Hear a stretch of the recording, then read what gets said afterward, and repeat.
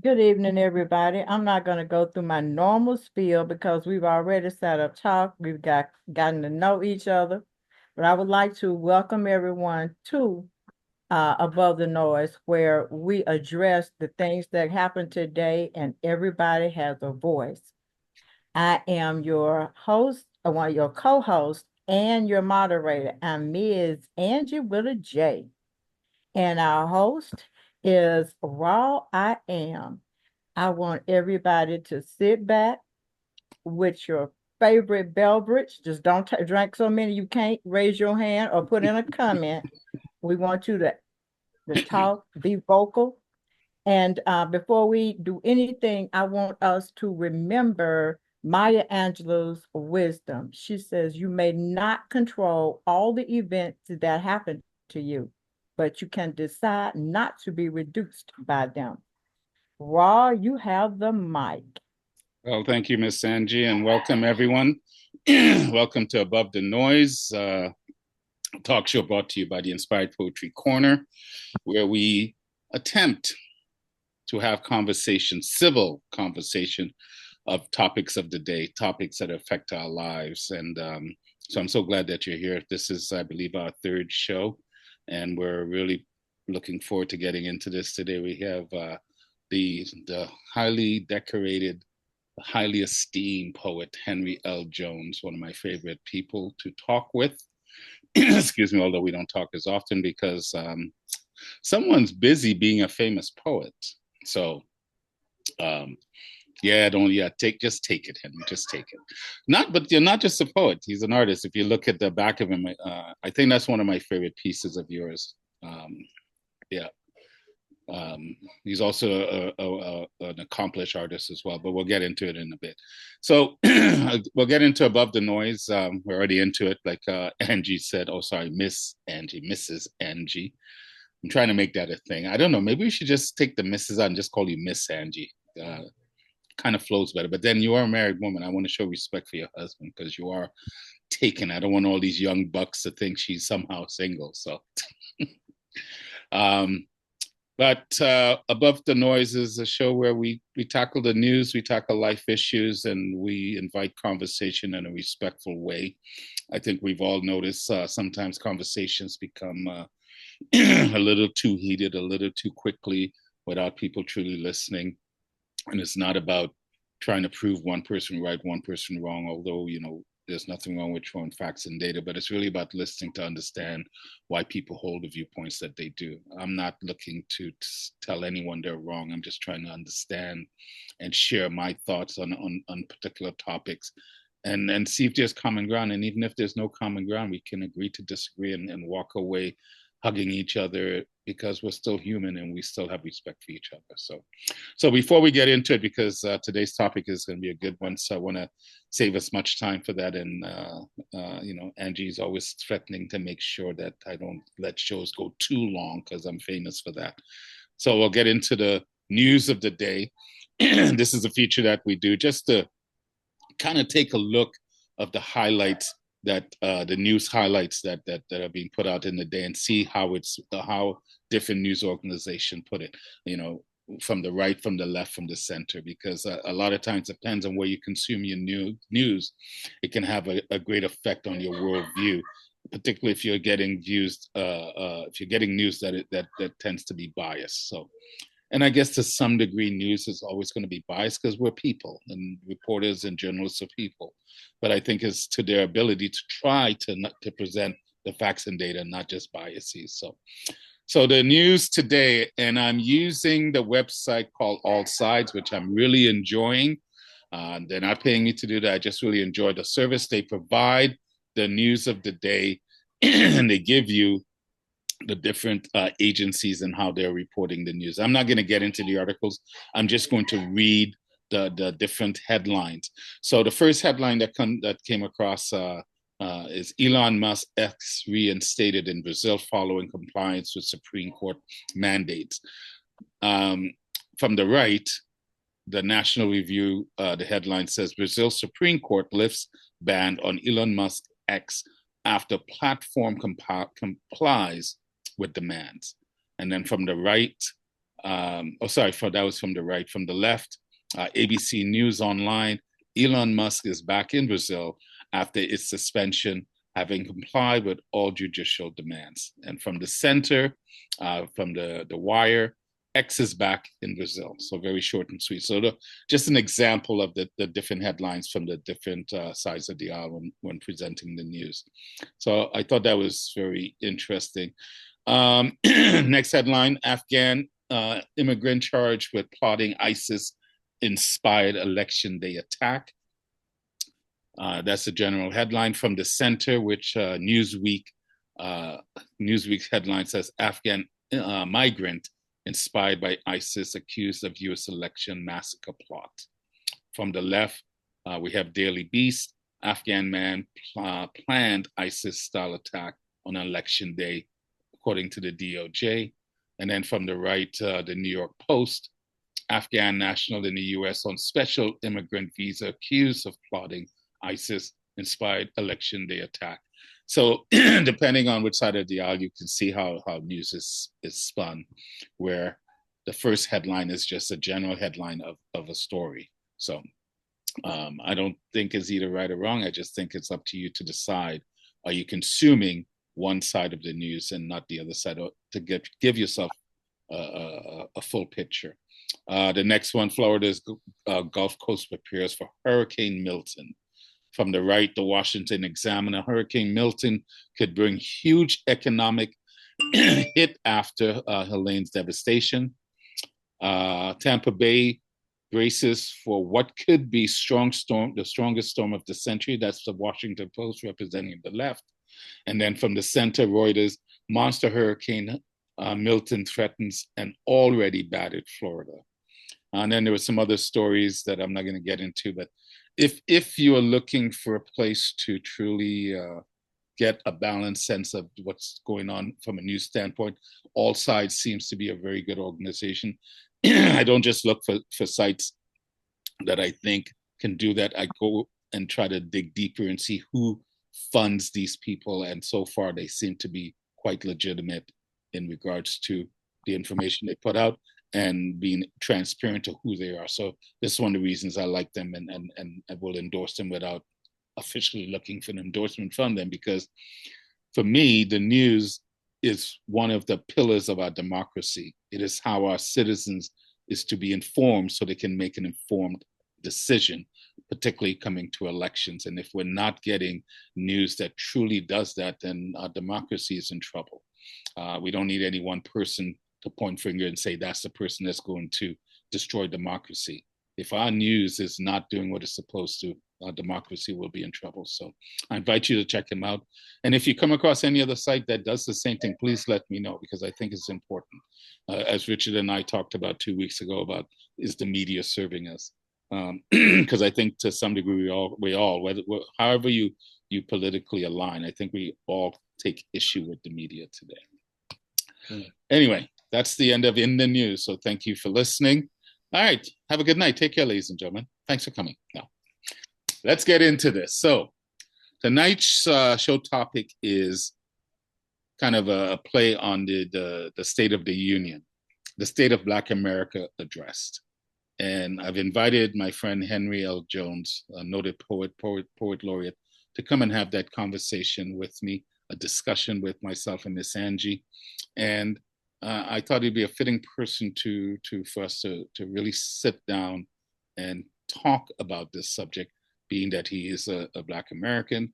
And I'm a person that, although I live in Toronto, Canada, I did grow up in America in my early parts of my years and spent a number of years back and forth in my corporate years in America, a country which I still have great love for because I grew up there. I still love America.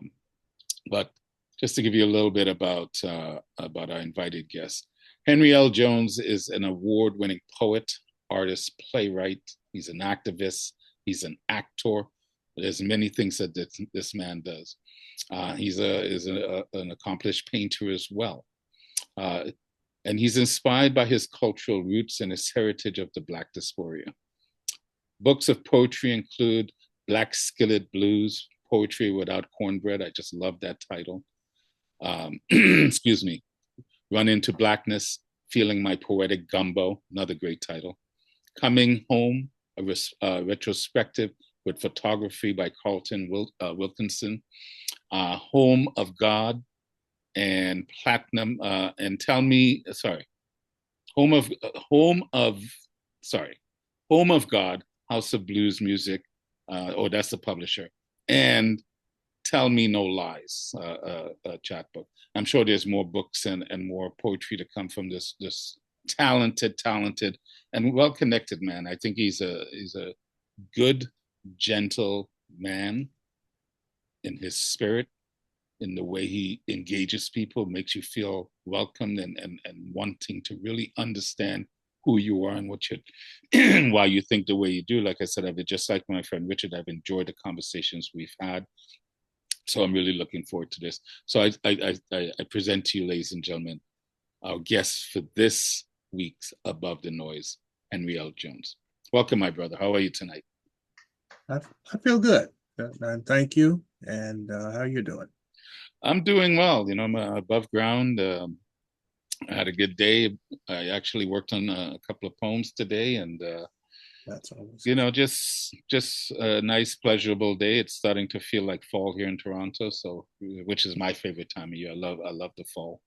Still reminds me of being a kid in Brooklyn and, you know, playing in the leaves or playing football outside, and yeah. So I love the fall. I still one of my favorite. I'm not big on holidays anymore, but I still love American Thanksgiving because it does remind me of being a kid in New York. So, how was your day? How's life since we last talked? Busy, but I'm always juggling, and also reminding myself to slow down, get some rest, which I did recently. So otherwise, about 3 days ago, I'd be like this. Yeah, trying to stay awake, and I'm well rested, and you take a nap, that helps, you know, sometimes. Yeah. Well, and getting things done, because if I don't get that things on my things to do list checked off, that tends to frustrate me a little bit. Okay. So, all right. But I'm getting things done.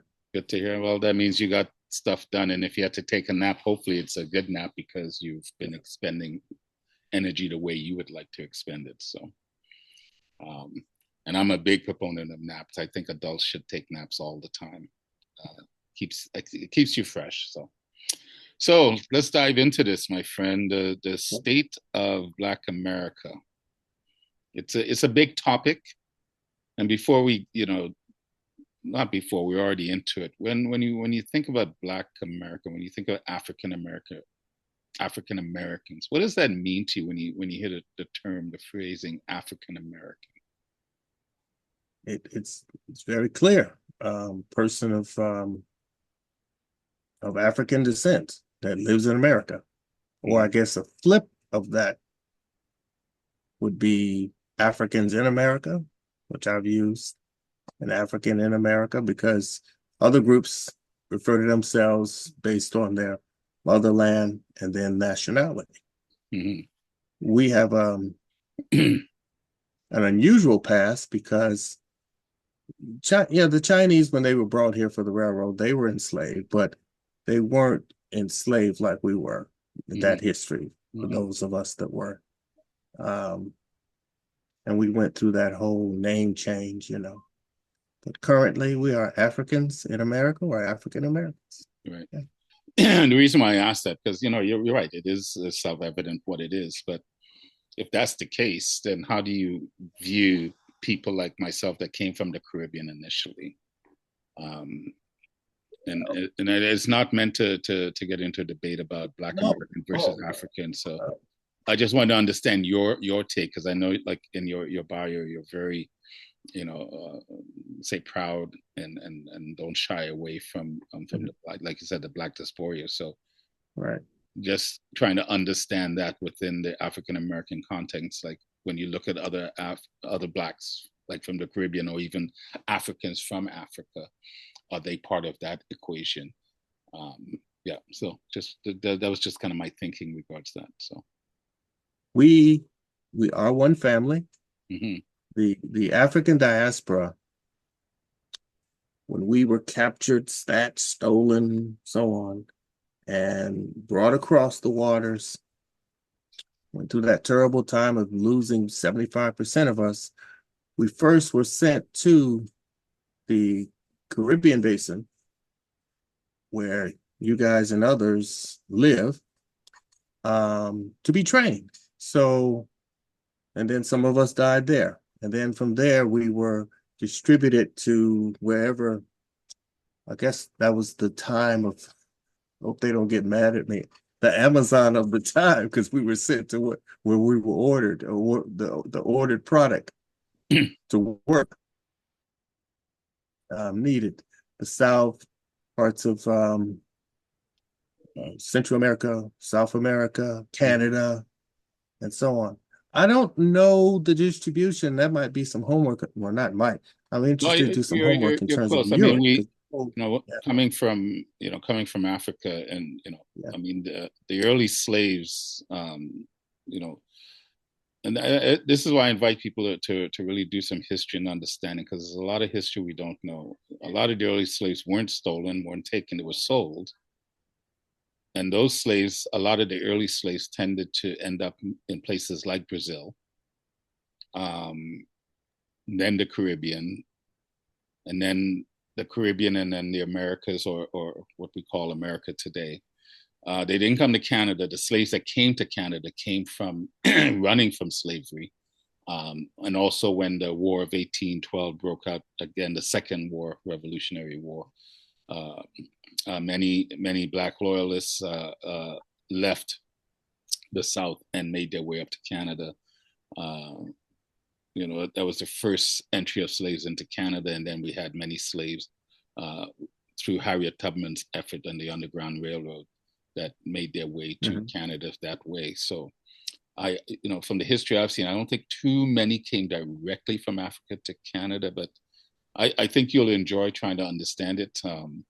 And we had many slaves as well from the interior of Africa that didn't come across the mid-Atlantic, that went through the Arabic slave trade. From what the research I've seen, actually more Blacks went that way than the Atlantic. But either way, that whole system was dehumanizing and it was not a pleasant experience, to say the least. So, so many people were displaced in many parts of the world that they had no concept either existed, and woke up one morning to something completely different. So, but I just want to understand that, because I just find that the term very interesting, because coming from Trinidad as a boy being born there, knowing that we had slaves in Trinidad, knowing that a number of the slaves did come from Africa. There were also slaves that came from America to Trinidad and some of the other islands. So it was very interesting how people. There was definitely a lot of movement. Backing up a bit, in reference to slaves being sold to the slave ships. Now, there are numerous books of the of captains when they went to Africa. There was one that was here that our children had to read in the library, and I heard about it, and I was like, oh my God. And I think they made a movie out of it. But they were sent specifically to Africa to get slaves. Oh yeah. In addition to that, spices. In addition to that, gold. Europe was part of it, and many others. There was no, I'm trying to envision what you said. Was there perhaps a entrepreneur spirited African there, and this white person from another country landed on the shore and said, hey, I have these whatever products. I'd like to exchange these for some people. Probably statistically there were some, but I don't think in mass.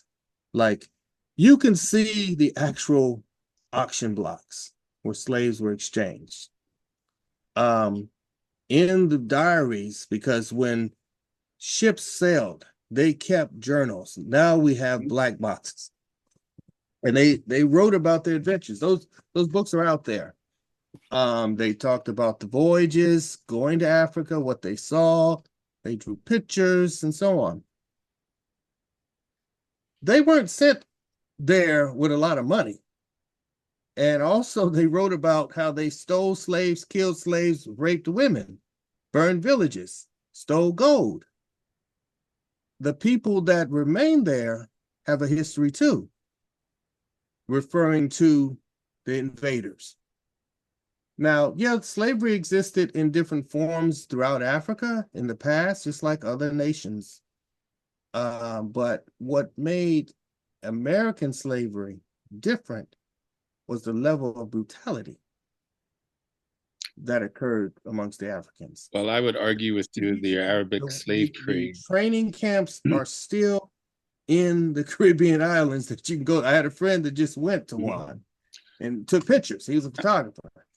And I'm not saying it was a pleasant experience. I'm not saying now, it was I don't have information exactly when they went to, they were taken to Barbados, for instance, and from there where they went. But what's wonderful about history and documents, which we don't have today, is that you can see receipts. Just like here in America, there's amongst collectors posters when enslaved Africans ran away, wanted posters. They have receipts, handwritten documents of receipts when there was the auction block, who was sold and the description of them. Everything was pretty well documented in that respect. So we have diaries of the voyage, describing going to Africa, documenting how many slaves they obtained. And if you read these diaries, you're not going to hear of this big exchange. And I'm not discounting that. I'm not disputing whether there might have been, let's say there was a war between two nations. And the chief of this one nation, because this was common, but I don't, not regular.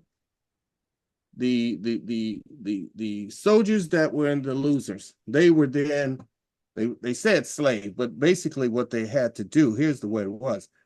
You guys had a war, the two sides.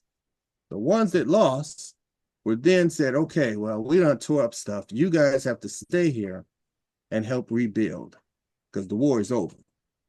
And usually after they rebuilt, they got to go home.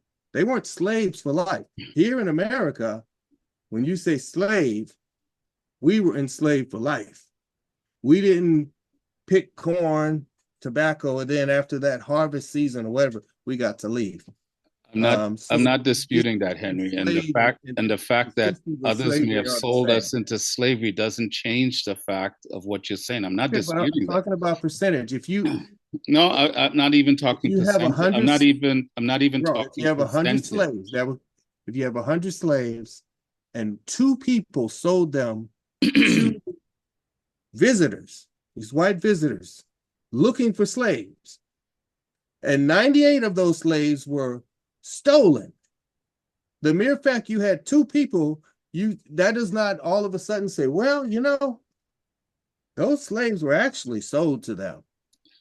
But it doesn't change the fact that it's like if you go into the store, brother, hold on a second. Let me just point this out. Hold on a second. You go into the store and you steal. Both of you can't talk at the same time. Well, I'm trying to get this to be a flowing conversation, not just one way. Yeah, but I have a comment from the audience also. Hold on a second. I'd like to make a point. What I said does not change the history. They're both true history. but The- they're not equally weighted. I am They're not trying to make it equally weighted. I am trying to position. It's the same things when we talk about Black history. You and I have talked about this before. When we talk about Black history, there's a lot of Black history we do not want to include in Black history. Just like there were over I didn't say 37. no. No, But no, see, I didn't say. hold on, I hold on, said hold that on. I'm Let me not just finish this. discounting that someone sold, but the percentage was so negligible, it's not worth mentioning. To me, So it it's is to equally me, done, like but to 50% of me, the time they but to sold, me, 50% of the it time is worth they were mentioning stolen. because They it were is stolen. hard. The gold Henry, was stolen. hold They on, hold went on, there they went there to steal. hold They on, weren't there as Henry, friendly visitors. Henry, my friend. Okay, let's allow this to flow and not just be one-sided. There's no I have a need, comment from the there's no need audience. for that. Okay. Can we let Angie interject something or ask something? Okay. Cheryl, we're gonna have to back up a little bit. Cheryl says she considers herself as Black, and I kind of agree because not all of us are ancestors came from Africa. No. Mine are Native American and white. I just like to say I'm a pretty colored girl. And all Because I'm none of trying us to, are. I agree with her because I don't do African American. I'm not African Canadian. But what I'm saying is that that part of the history is just as important. I'm not arguing degrees at all. To me, the degrees doesn't matter because if we're going to talk degrees, then more Blacks died on the Arabic slave trade than the Atlantic slave trade. And the Arabic slave trade is still going on today. And Absolutely. they, more so than the Europeans, had a greater disdain for Africans. How this all started, the Portuguese are the ones that started all this. How did they start this? They saw others selling Africans in the Arabic slave trade, and they got, oh, I got to get in on this. Because it was all about power and control. It wasn't about race. It wasn't about, oh, we hate Black people. Oh, we can go and take advantage. These people are vulnerable. Okay. I'm just telling you that's how it started.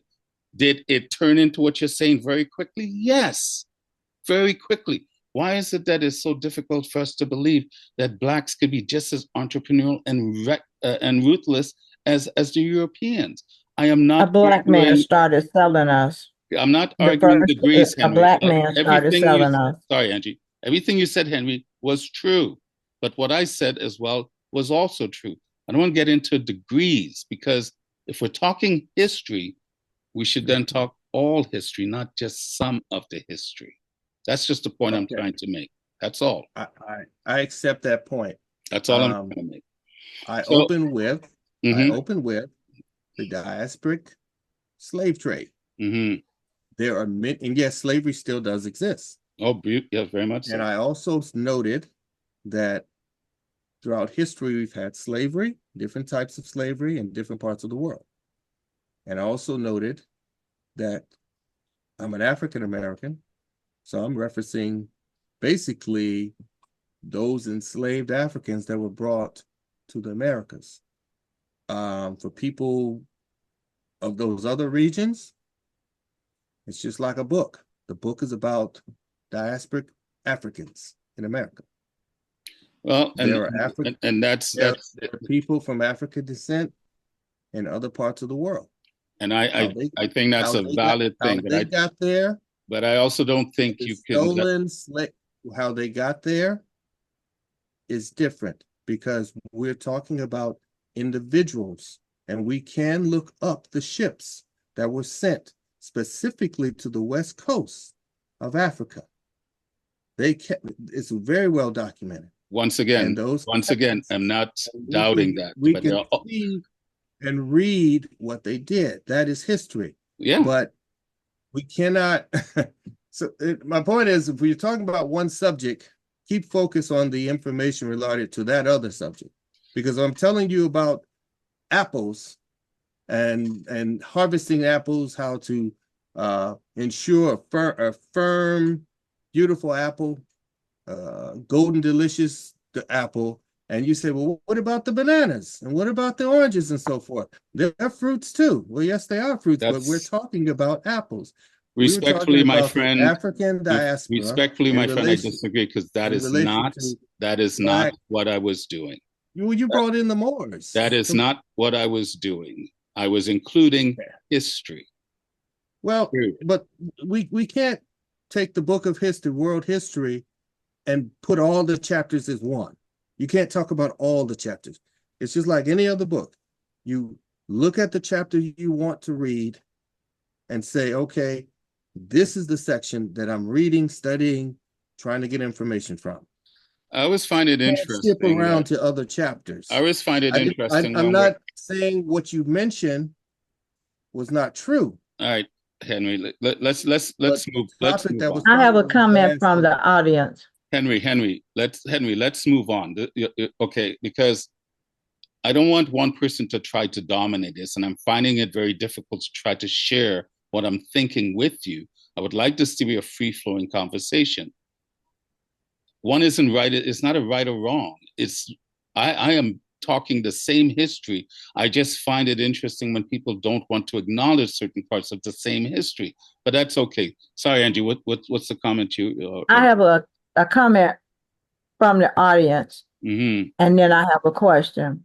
Cheryl says, why don't African nations of people claim American Blacks the same way we embrace African nations? She also said, why isn't history only traced as far back to the slave trade, which they also don't include they very rarely include that a Black man was the first one that started selling us back in the 1600s. He went to court to get the privilege to buy and sell us like a commodity. So it wasn't all on the Africans. It was on others too. We were just sweet meat to sell. That's all. Well, that's a very interesting point and observation, because it's kind of going back to what I was saying about we want to focus on one part of history and ignore other parts of it. And like Henry was trying to say, well, you're arguing apples and oranges. No, I'm not. I'm arguing the same thing. Slavery didn't start with the blacks, the Atlantic slave trade. Slavery has been on this planet as long as we've been on this planet. If you're in a position of vulnerability, more than likely you would have ended up a slave, number one. Number two, even during the heart of slavery or the beginning of slavery, not every Black person was a slave. Not every Black person in America was a slave.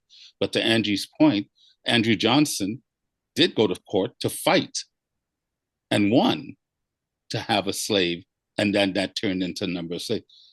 That's not disrespecting anything. That's just history.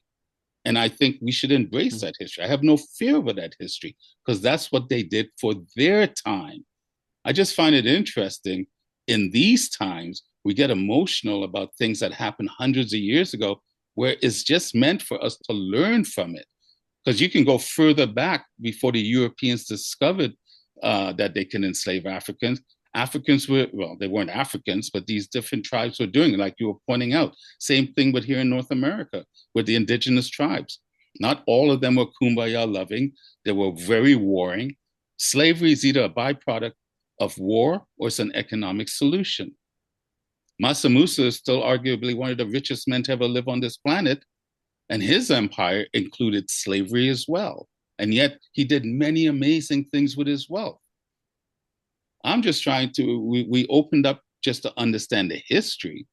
I don't want to get stuck on that, because that's done. We can't undo anything.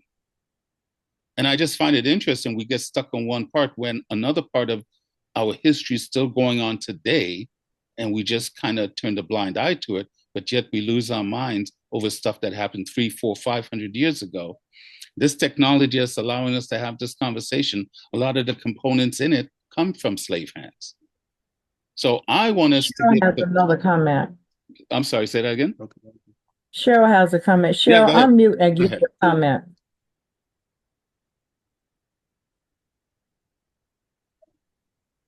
Can you hear me? Unmute. You unmute. There you go. She's trying to unmute. Yeah.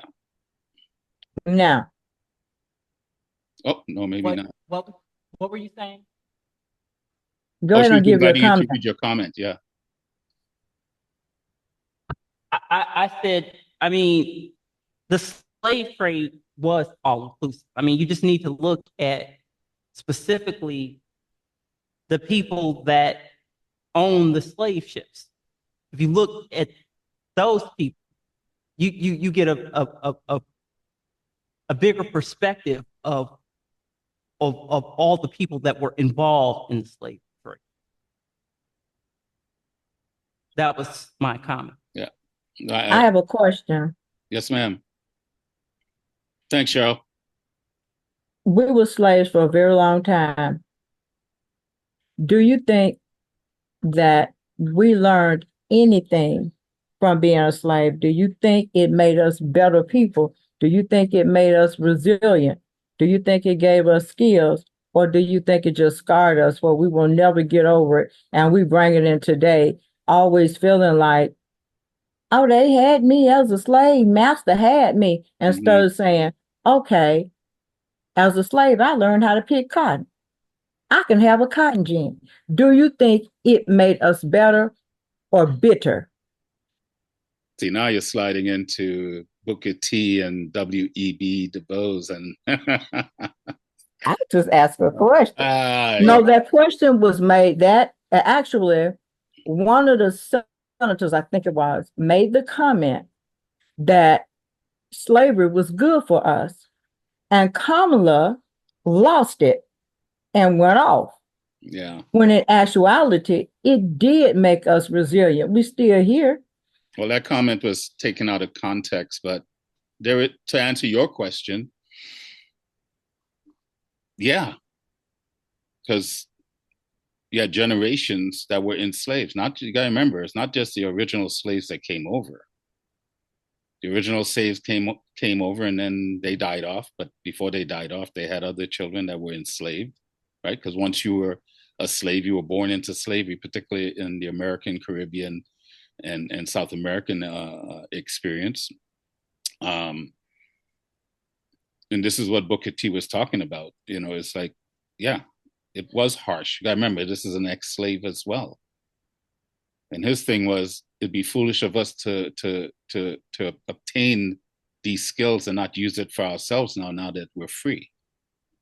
So we could sit there and cry and bellyache of what happened, or we can sit there and go, okay, now what do we do? Because here we are. And this is one of the things, that's why I said cleverly done, because, this battle between Booker T. Washington's kind of vision versus W.E.B. Du Bois' vision. First of all, it was never a battle. There was never really a rivalry between the two men. That came from their followers, and it came out years afterwards. WBE had a great respect for Booker T. Washington. The one time he wrote something negative about him, his grandmother summoned him to her home in Massachusetts and chastised him, and he never did that again. So he had a great respect for Booker T, but they definitely had two different visions. Booker T's thing was, okay, we're free, but I understand the lay of the land where we are. You gotta remember, you're free, but you're free where? You're still in the lion's den, and you have to find a way to survive in the lion's den.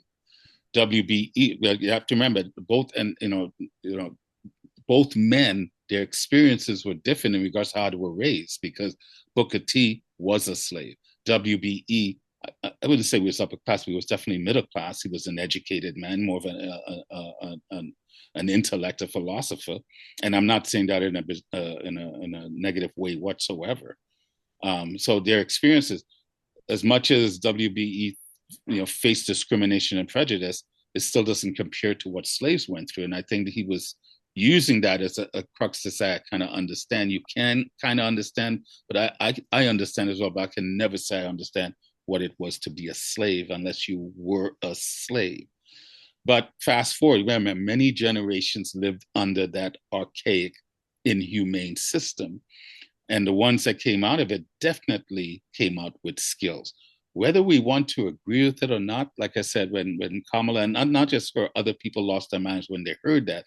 If you actually heard the whole comment, because it was part of a discussion, it wasn't just like, oh, Black people were lucky because they came out as slaves. No, that's not what he was saying. What he was saying is, because of what we were forced to do under the threat of death and whip, we did learn skills that can now make us valuable so we can survive where we are now. And that's what Booker T was focused on. understanding the So lay what of the happened? land. Sorry, say that again. We, somewhere along the line, we lost that because now we seem like we can't move unless we want the government to give us something. Or it's always, it irks me to hear people say, I'm still waiting on my 40 acres and a mule.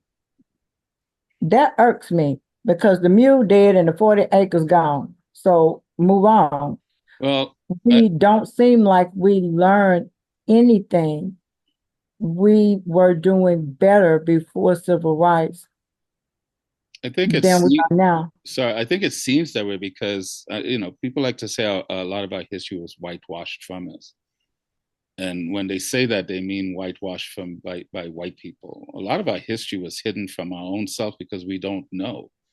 Um, Shortly after slavery ended in 1865, everyone knows about Black Wall Street, which is really Greenwood, the city of Greenwood in Tulsa, Oklahoma, which started in 1908 by O.W. Gurley. Now, O.W. Gurley made his money in the oil fields, and Greenwood, Black Wall Street, was one of like 60 to 80 towns in Oklahoma alone that was striving and mostly Black. Mm-hmm. Now, was Black Wall Street destroyed? Definitely. Now, there's dispute of why it was destroyed, but from what I understand, a young Black man was falsely accused of raping a white girl. One of the race agitators of the time wrote an article that got the whites all up in arms, showed up at the sheriff's office demanding that they give over the young man. He refused to do that because we're not going to do that. He's going to go through the due process. And it's in the due process that came out. Even the young lady said, no, he never hurt me, never raped me. But the damage was done because you got to remember the times that they were living in and the temperature and the mindset. You see a bunch of Black people doing well. A lot of white people didn't like it.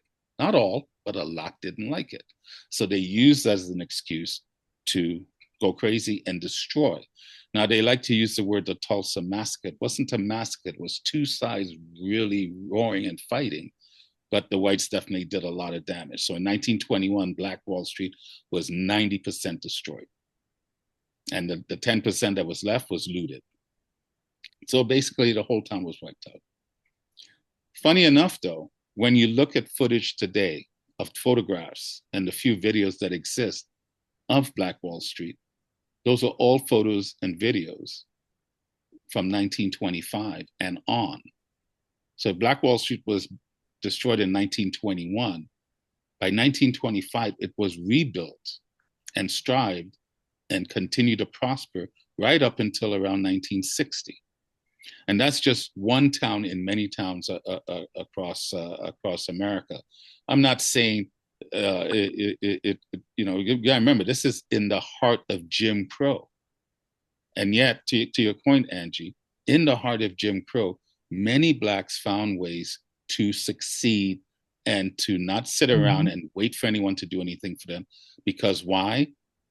The times they were living in, not the limited job opportunities, the way they were treated, the laws of the land were definitely not in their favor.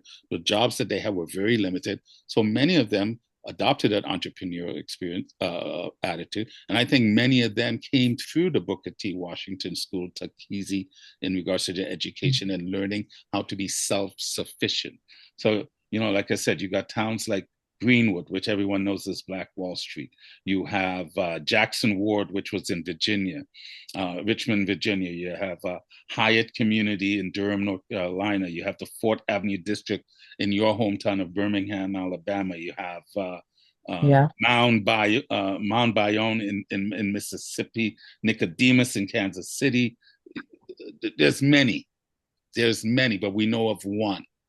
So the point is I'm trying to make is if we know of more, we might maybe lose some of that anger and start embracing the history. I am not denying what white people did back then, because like Booker T, he understood the times. One of the things that people had a problem with Booker T, they thought he was a sellout. He was an Uncle Tom. because Booker T had to play both sides of the fence because a lot of his benefactors to the Tuskegee Institute were white. He couldn't afford to piss them off, but he supported in secret a lot of the civil rights initiative that was going on in that time. Part of it was with WBE, and I think this is why W.E.B. Du Bois had such regards for Booker T, although the media of the day tried to make it of this battle and they didn't like each other. Is it better or different? No, I just think there's two different ideologies because WBE believed that we should have our human rights and our civil rights now, back in his time. He believed because of what Black people went through as slaves, America owes that to him. And that was really the start of the civil rights movement as we understand it. That was the just basic fundamental difference between the two men. Artemis Something, Anjie? has a comment. Artemis, unmute and make your, it was too long to read, sister. Unmute. Okay, Just saw that. my comment was trying to find out what was the effect of Henry's knowledge of our origins as slaves. How does that affect him now as a Black man in America? The reason I asked that question is because you're giving me a history lesson, and I wanted to get more involved with you and find out how you felt about this history. Mm-hmm. Yeah, what we see now, this campaign for mental health, people saying get help when you have problems. Sorry, you said campaign, Henry? It's a campaign, yes. Campaign. Oh, no, I didn't hear the word. Yeah. Oh, yes, a campaign for mental health to encourage people to get help. Right. But before then, in the 60s and even in the 50s, we had this Black Power cultural reconnection as to who we were, because that was around the time first we were called Negro. And said, oh no, we're not Negro, because we were called Negro because that was a term that was given. And from trying to relearn who we are, because what was told to us is that all of our culture was stripped and we were nothing. Right. We had nothing. We were just in the trees with the apes, and we were referred to as hairless apes. Yeah. We were measured in the scientific community of something called the cephalic index, and that supposedly we did not have the intellect to achieve things. Yes. And that's why we went through this period as Black people in America, or African Americans, of saying, oh, that's not true. I'm going to show you I'm just as smart as a white person. I can achieve the same thing as a white person. So we had that period. And then we got into the 60s and 70s with the daishikis and so forth, and freedom. We're looking at freedom.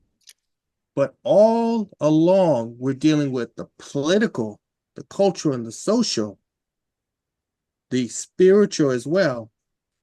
We still had this baggage of what's now termed generational trauma. And our behavior from reactions to things has been rooted, and books have been written about the generational trauma that's been passed on from one family lineage to another. That's a mental health issue. What I do as an artist, I look first within myself and then within my family, my immediate family.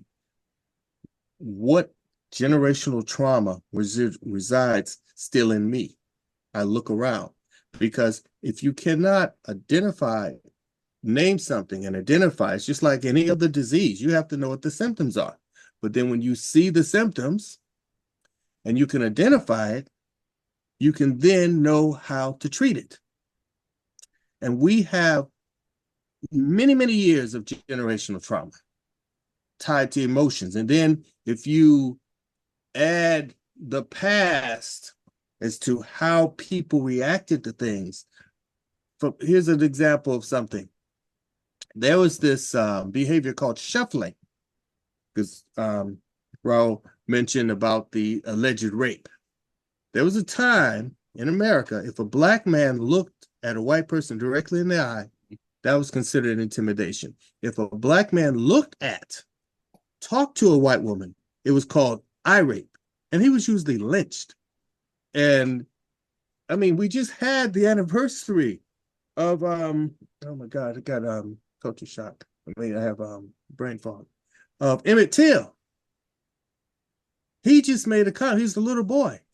But see, he didn't realize that in the area he was not supposed to address a white woman, and especially not look at one, because eye rape. But shuffling was this behavior. You were not supposed to walk faster than a white person, because we're talking about a hierarchy. Rawle, he's mentioned many times about the power structure. I agree with that. But behavior is tied into that. Mm-hmm. Yep. And that is something that comes from slavery. The chains are gone, but we're still behaving like that. The next time you guys go to work or somewhere where you see whites and blacks, notice eye contact. There are still blacks who will not look directly at white people in the eye when talking to them, because that was something that was taught. So and can I ask a question on top of that? Taught by example. We are taught by example. When we see our parents not addressing white people directly, it's a problem. And so we're still trying to reconnect with our culture. There was a question asked about history. Does it start at slavery? Our history does not start with slavery. Our history started way before slavery, and there are numerous scholars, Dr. Ben, Dr. Francis Cress Welsing, the ISIS paper, Dr. Ben, Black Man on the Now, Chikante Diop, many scholars, and these books were written long ago. So the thing is to get that information, read it, and see the knowledge that they're referring to, because they don't start at slavery. Especially Dr. Welsing, she specifically talks about this generational trauma and what could be done, because we can talk about the problems, but we have to come up with some solutions that individually and as a group we can bring into our lives. But we have many people, that doesn't exist. No, there's a lot of denial. But was generational trauma a part of the people who built these towns in the heart of Jim Crow, in the what you do as a business person and how you interact emotion. There are successful businessmen, and maybe a few women, full of money. They sell their product and they go home and beat the crap out of their wives and children. Yep, some do that in the world. Some do that.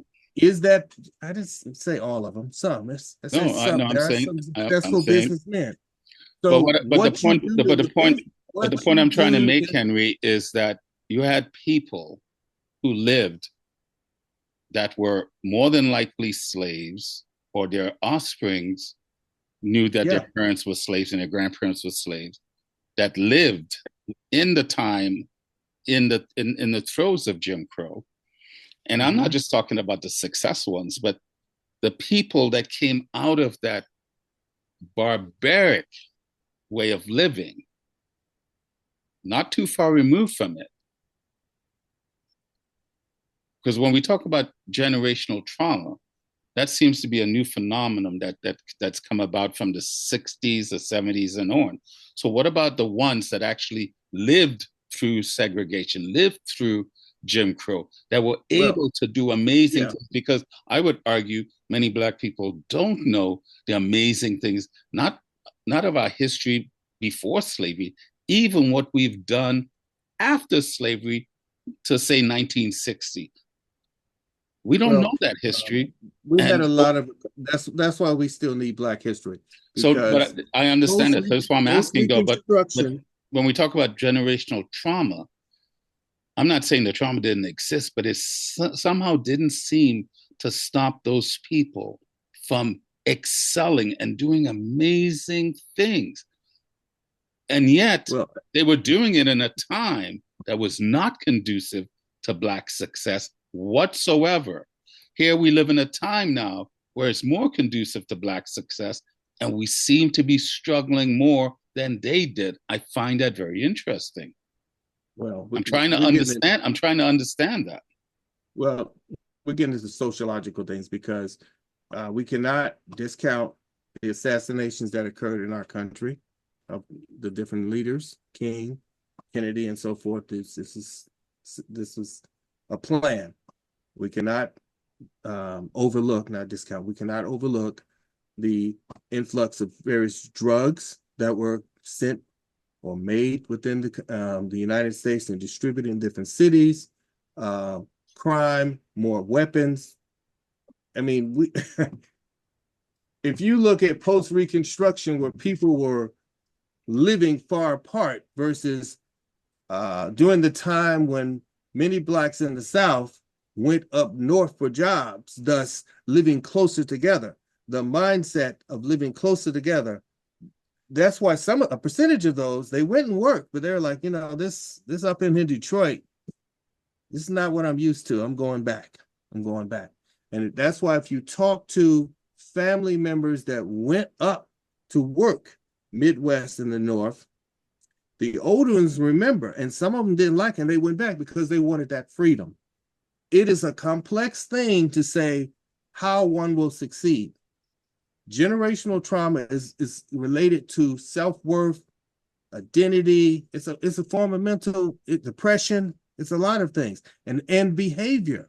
That's why I said read about it, and you can see. You have to see the symptoms. But you just made an interesting thing. You can, as I said, you can have a problem mentally, spiritually, and be disconnected from your community and still go to work, still make money, still invent things.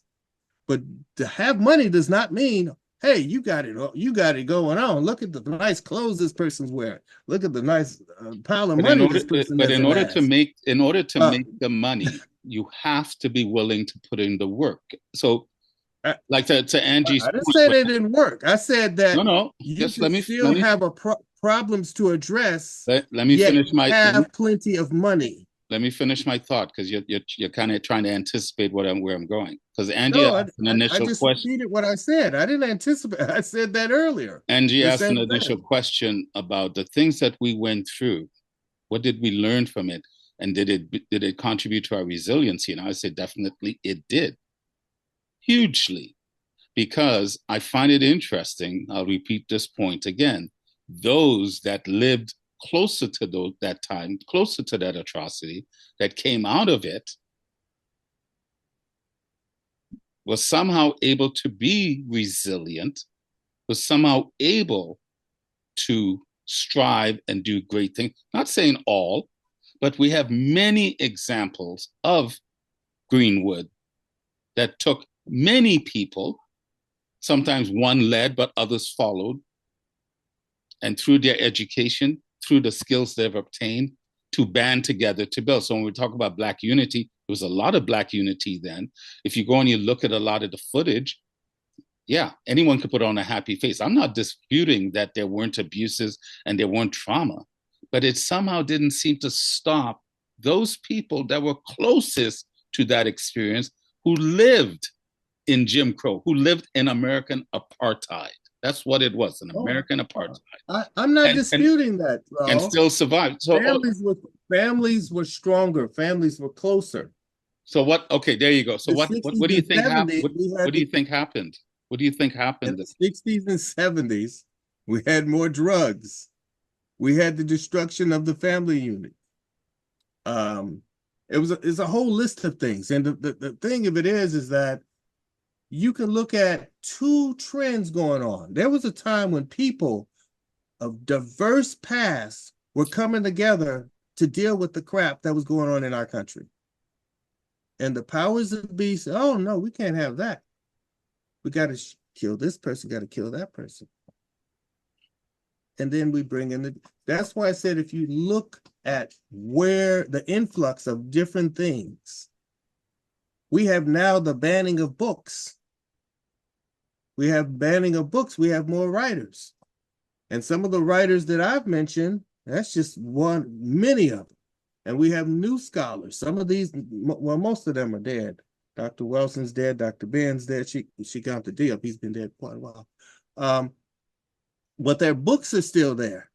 And see, if you want to control the people, there are 3 ways. I figured this out as a youth: sex, money, and drugs. And you can control people. And in the past, my study of history, that's what I saw them doing. And you can throw in religion too, but that's part of the mindset.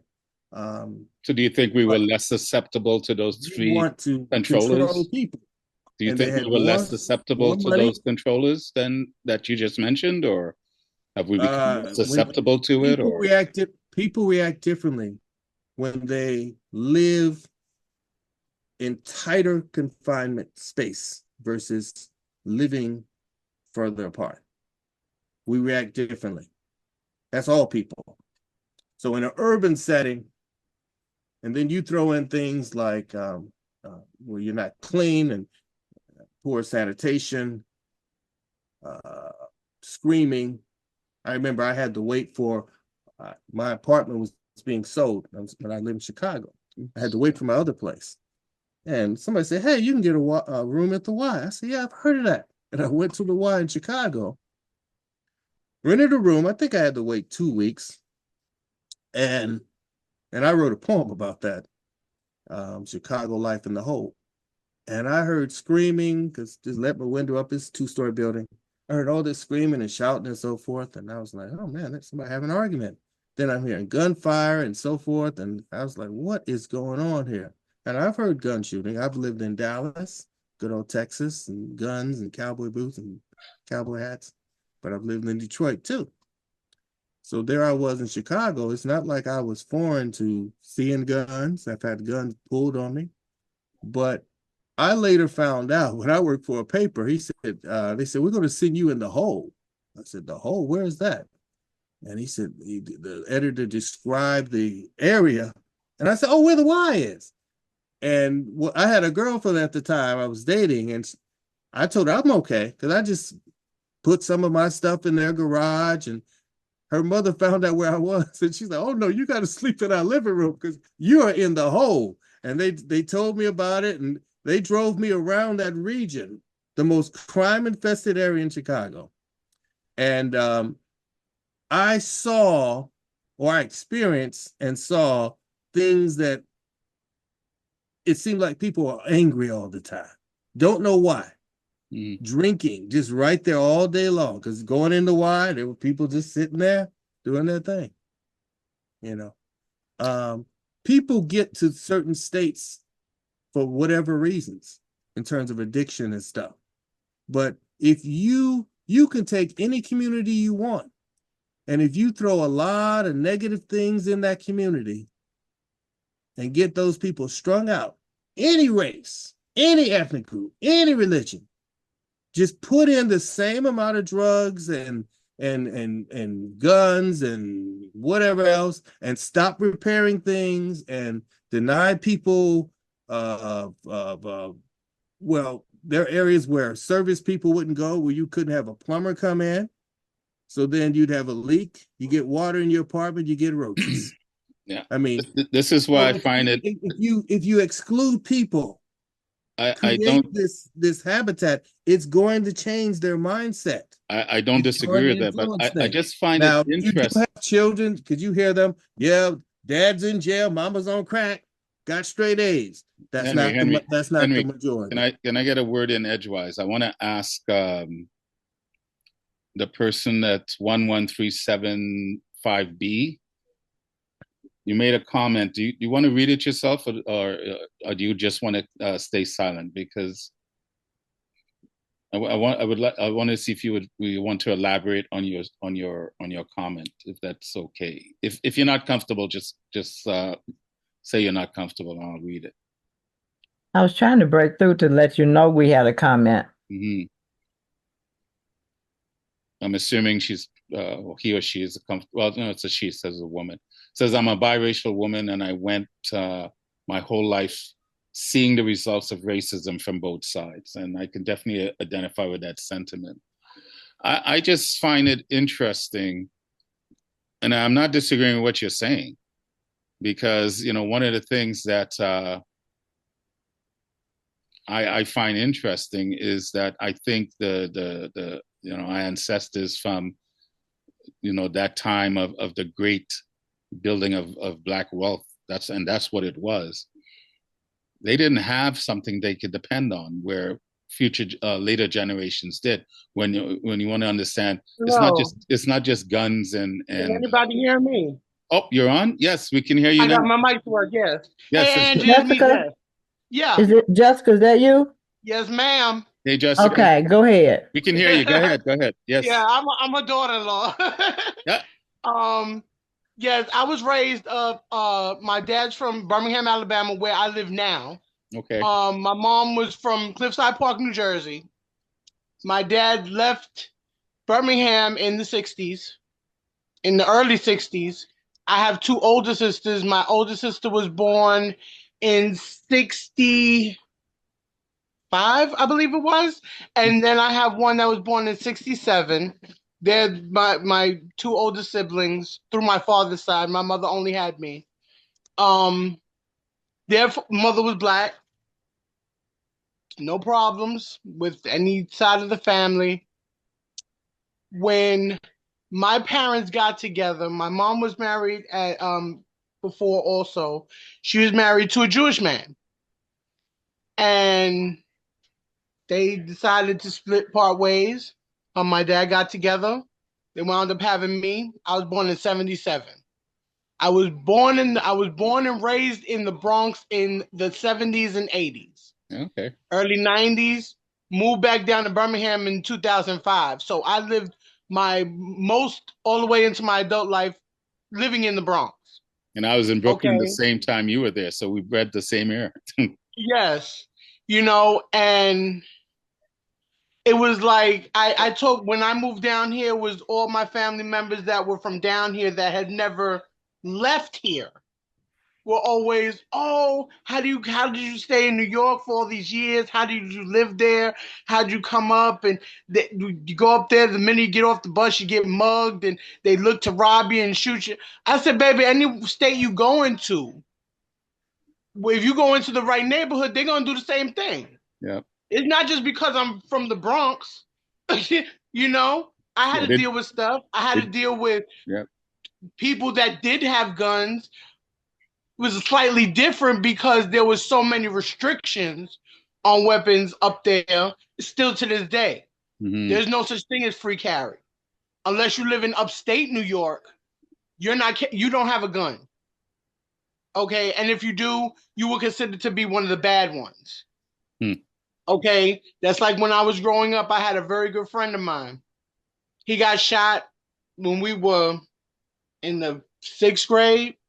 He was in the wrong place, wrong time. They happened to be shooting, and it was, I don't mean to say it to sound bad, but he was in the Jamaican area of the Bronx. People knew not to kind of go there because that's where the crime was the highest as far as the Bronx proper. I'm not saying in any other borough. I can speak only for the Bronx. No, it's the same in Brooklyn because I lived near Bedford-Stuyvesant. It was the same thing. You knew not to go into certain parts of Bedford-Stuyvesant. Yeah, that's like if you're from Brooklyn, you just can't run around a little Odessa. There you go. Or go out to Coney Island or go to Brighton. Yeah.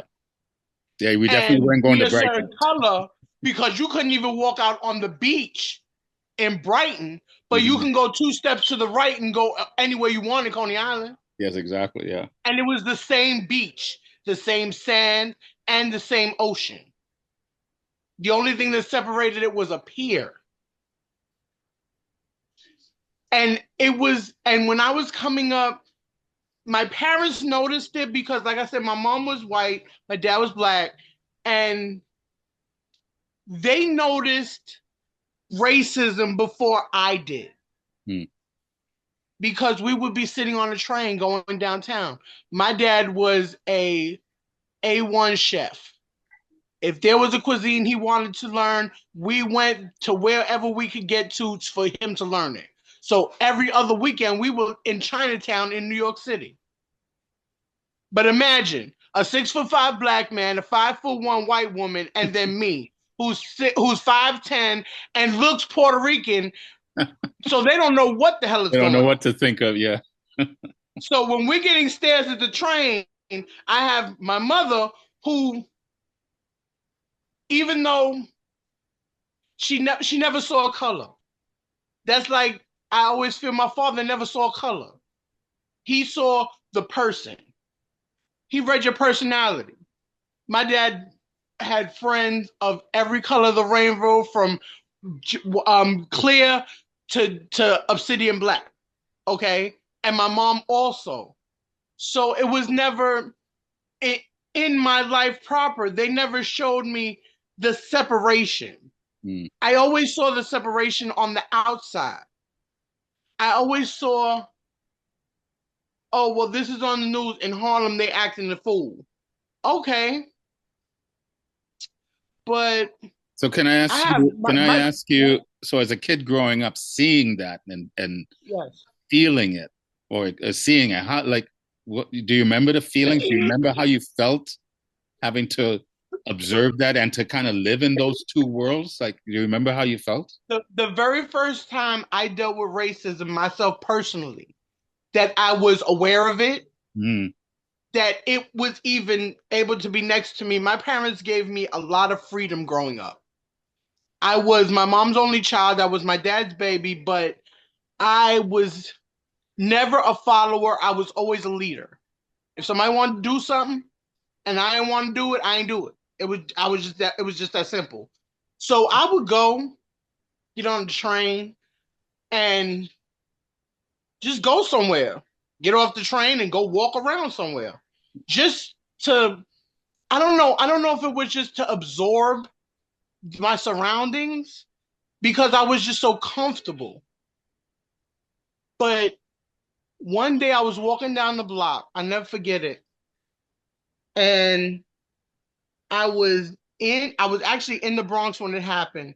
And I was in Little Italy in the Bronx, which is around Arthur Avenue, notorious Italian area of the Bronx, if you will. And I actually walking down the block, and I was walking past this, it was like a social club. All these old guys were sitting out in front. And I noticed them like kind of staring at me, but I was kind of used to being stared at because I was always really tall for my age. So I was always kind of like the center of the attention. So I was like, okay, well, maybe they're just staring at me because I'm tall. I was so oblivious to any kind of malicious thought in anybody's head about racism, because my parents kind of protected me from it. Because if there was ever a time that it was in my face, they kind of dispersed it because they didn't want it to hurt me. Right.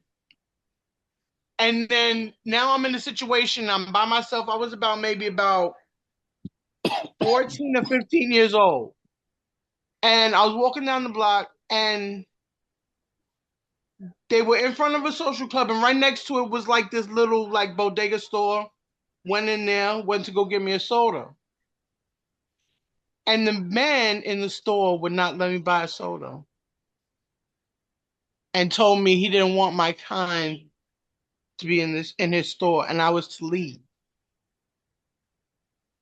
Now he said it much crueler than that, considering I was still 14, I still looked like a child. I was not an adult.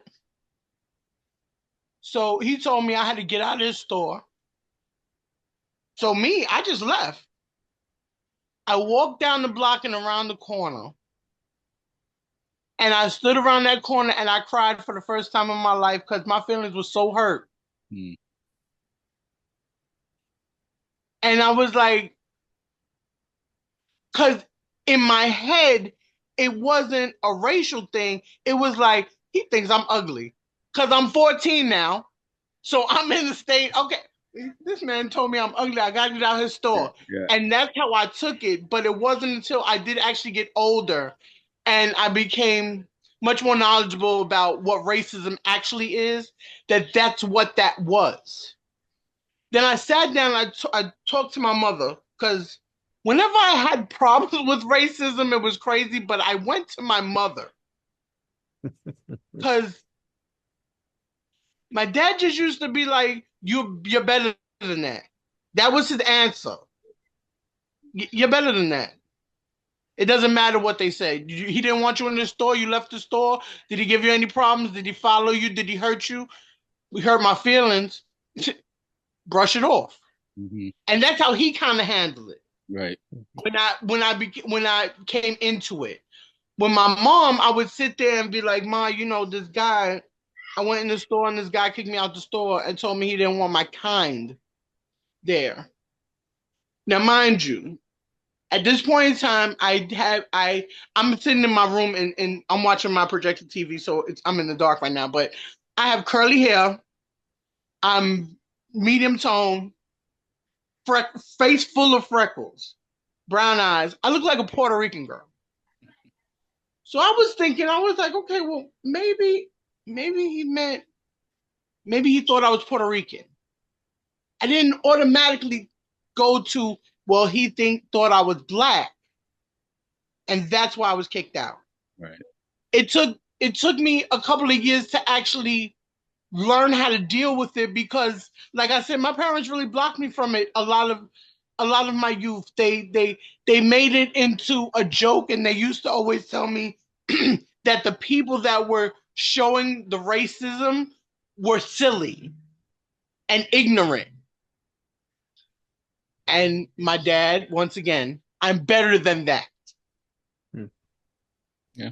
So for years, it was like I kind of had a complex. I was a little bit of walking around with my nose in the air.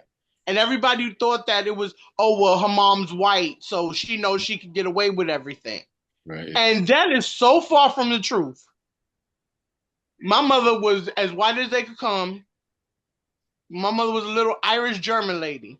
Okay, green eyes, strawberry blonde hair, pale skin, face full of red freckles. I didn't put my mom card until I thought that it would be efficient. But it was more so, it wasn't because my mom was white. I put my mom card because my mom was the type that would tell somebody off. Whereas my dad wouldn't.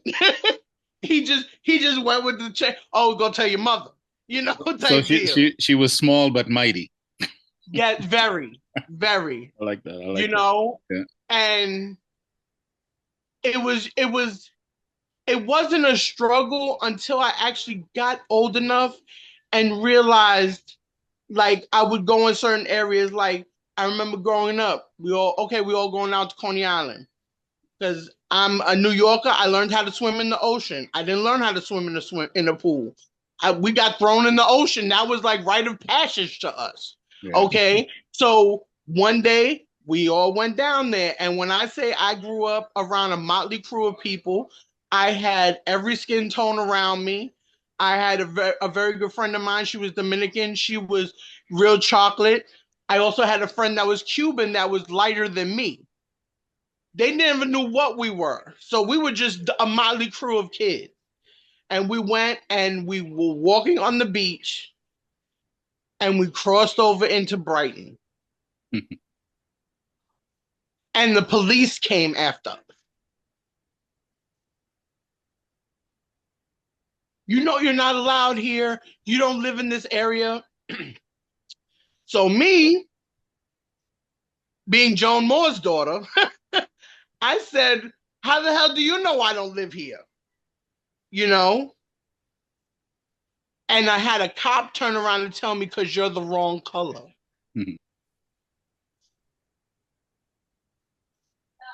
And the instances I've had to deal with racism myself personally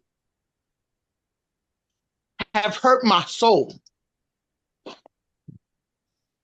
Not necessarily when it happened, but as I got older and I realized what those words meant and how much impact they actually had on my life. Just like I have a problem with somebody being, when they explain something, oh, I got to go down here and deal with these white folks. Baby, I've been to the DHR office myself. Is it still Um, is it still there's a whole impacting bunch you of like black that folks that today? work there. Not everybody that work there white. So what white folks you got to deal with? You're automatically saying it. Why? Because most of the time white people are in power. You're making yourself look ignorant. And that's how I feel about it. Yep, so do I. Have you Because ever if it was a white person saying, oh, I got to go deal with these black folks, I'd feel the same exact way. Is it I've still always, whatever I've given to one side, I've always given to the other. Because I've always said, for years, I used to turn around and I said, yep, I'm black and white, I'm gray. You're gray, yep, because I'm split exactly down the middle. you're like my kids because my three children are biracial as well. But you know, I am black because I look black. But my mother, if you saw my mother, you'd think my mother was probably either Filipino or Spanish, very light skin, Okay. very light skin. And her experience was quite interesting, especially coming from Trinidad and then living in Brooklyn and working in Manhattan. Um, you know, uh, you said something interesting. You didn't realize the impact that it had on you until later on. Does it still have that impact on you today like that, or is it something that you? I can still remember when it did happen, when Mhm. I did have unfortunate accidents, as far as that's what I call them now. Right. But there's something I'll never get rid of. No, There's something I could see it as if it just happened earlier in the today. yeah. And this is And I remember it, and it still hurts just as bad. this is why I ask people to talk about it, because we're all of us here are black, and mixed to some degree, because no one is pure of anything. We all, I got my ancestry done, and 30% Like I've of, learned to say, I'm a beautiful mutt, and I'm not I ashamed used of to it. say the same thing. I am a mutt because I got West African blood in me from Ghana and the Ivory Coast. I got some European. I've got a lot of South American because of the proximity of Trinidad and to South America. But no one is. Yes. But I just find it interesting because that's what I'm saying. All of us that are left on the show right now are black, and we can talk and share our stories, and we all have different experiences. This is why, as much as Henry and I can get into it, I don't ever disparage his experience because our experiences are different. But what Yes, because I do believe a find, lot of it has to do with where you were or where yeah, you have been in your life, that you experience different things. yeah, Because, like exactly. I said, people think that the minute you walk off the train in the Bronx, that you're going to get mugged. Because the thing, I mean, I lived in the Bronx my whole life, and I got to be honest, I was never mugged living in the Bronx, and I grew up there. I lived there from birth to 28. I know my And was mother got never actually and was never mugged. my mother got mugged when I But was. to answer, real quick, to answer Mr. Jones' question, yes, I have experienced racial violence before. I've had to deal with it more than once, and So a you feel, couple of times I so you, actually had to deal so, with it was because somebody thought I was Puerto Rican, so not because I was biracial, black and white. okay. Because I actually had a cab driver. He told me, he started speaking Spanish to me, and I was like, now I understand Spanish because not for nothing, I was raised up in the Bronx. A lot of my friends were Spanish. So I grew up, a lot of them were Puerto Rican. So I know a lot of Spanish. Okay. So were So he you was talking to me, attacked? and I was like, I don't understand what you're saying. And he turned around and he was like, why are you acting like you aren't Puerto Rican? Why are you downgrading your race and all this other stuff? And I said, baby, there ain't no Hispanic in me. I'm of non-Hispanic origin. Were you attacked?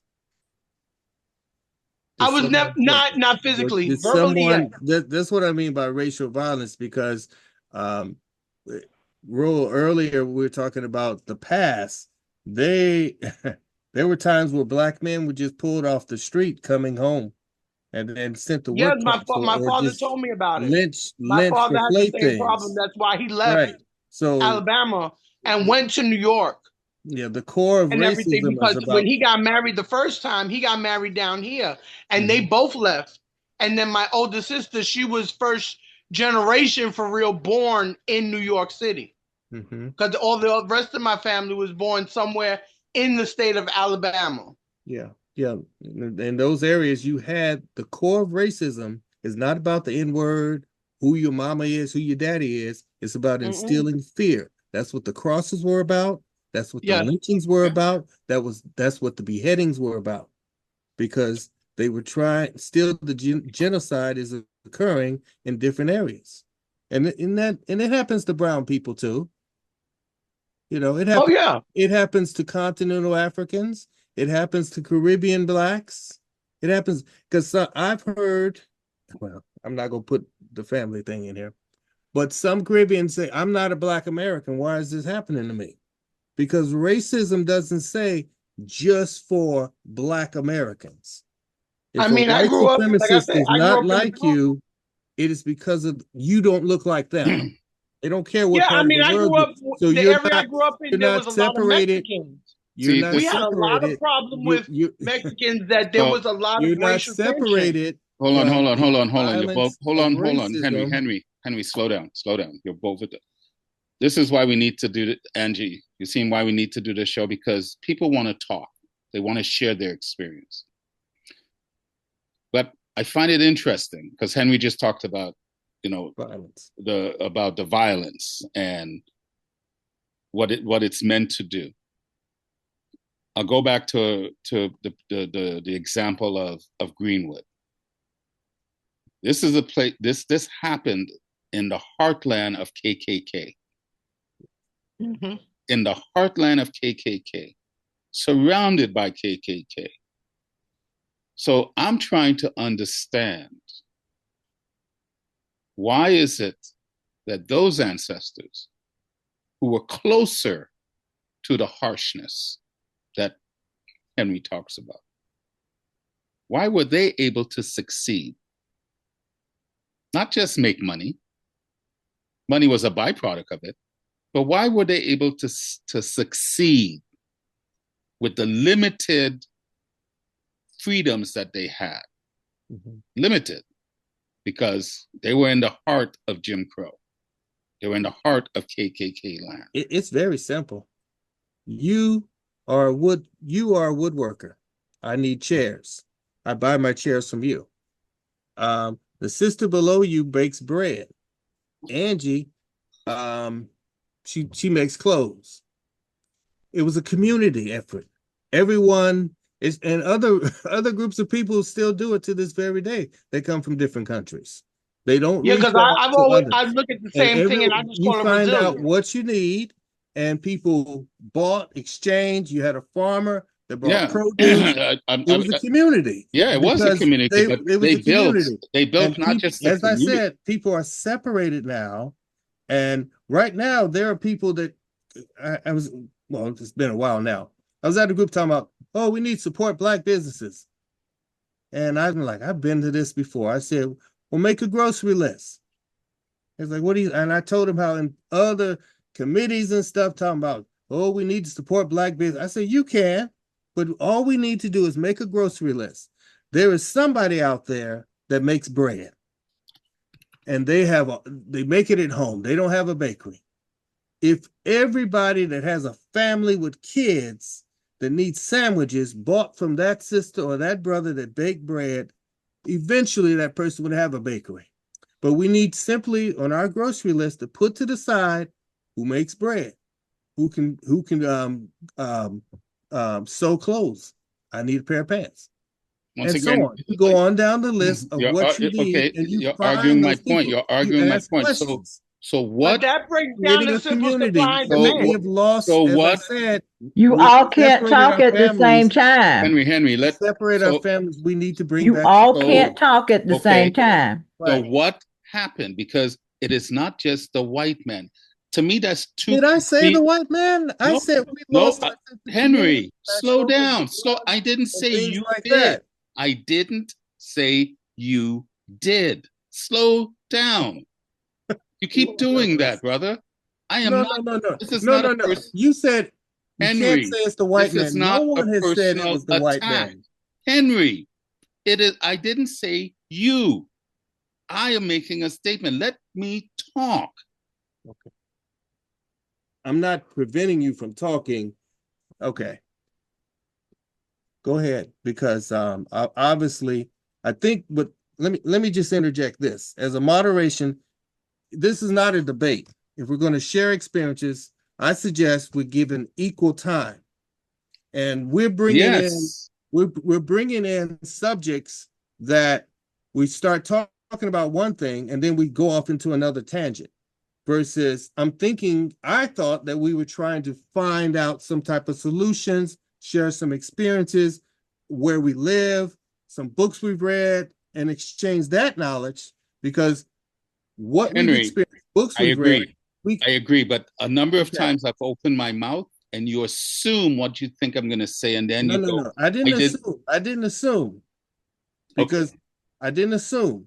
What I did was this: I connected to what you said previously in our discussions about the white man. This is And why that's it's why so I hard said to I have didn't these say it, because you conversations. and I have had discussions similar to what's being discussed here. This is And why it's so hard to have you these brought the conversations. white man in. And I Yes, specifically I talked brought about it in because I was trying to make a point. I am trying to understand I have a question. what happened to our people. Yes, Angie, go ahead. My question is, we've been all through history. Not really, We but yeah. went way, way back. Where does that put the state of the African Americans today? Good question. Good question. We done did the history. We know where we've been. So where are we now? Because I've been We asking. are right back, basically, where we were.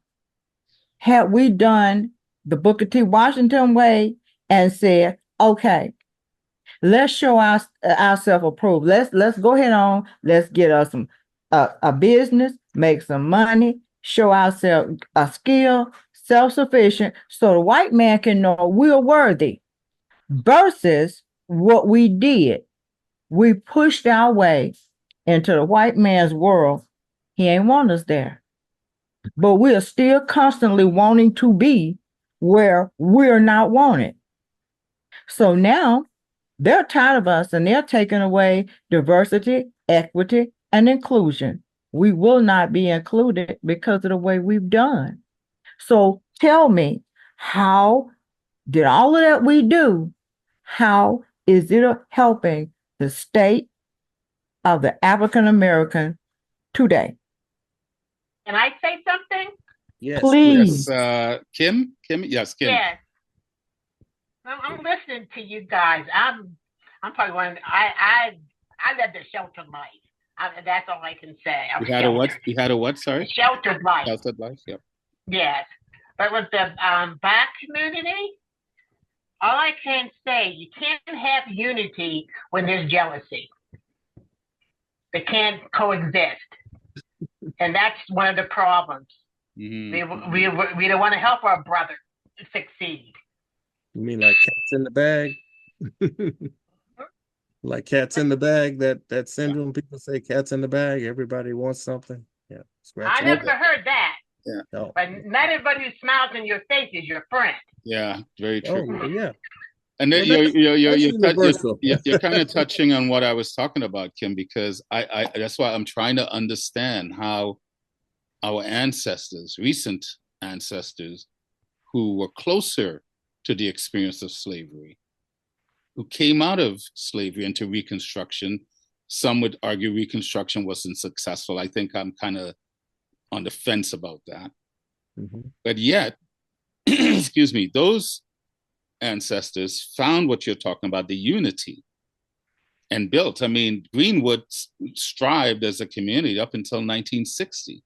Mm-hmm. Before you came on, Kim, I listed a bunch of other towns. Everyone talks about Black Wall Street. That's all they know. There's so many across the town, across the country. I'm just trying to understand, because to Angie's point, okay, I understand what happened. I understand the harshness of slavery.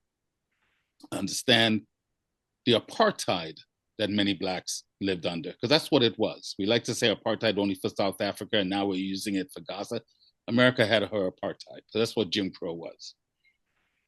And yet, someone like O.W. Gurley became a millionaire in the heart of KKK land in the heart of Jim Crow and inspired others and lifted up others and built not just a barter system, a striving, wealthy.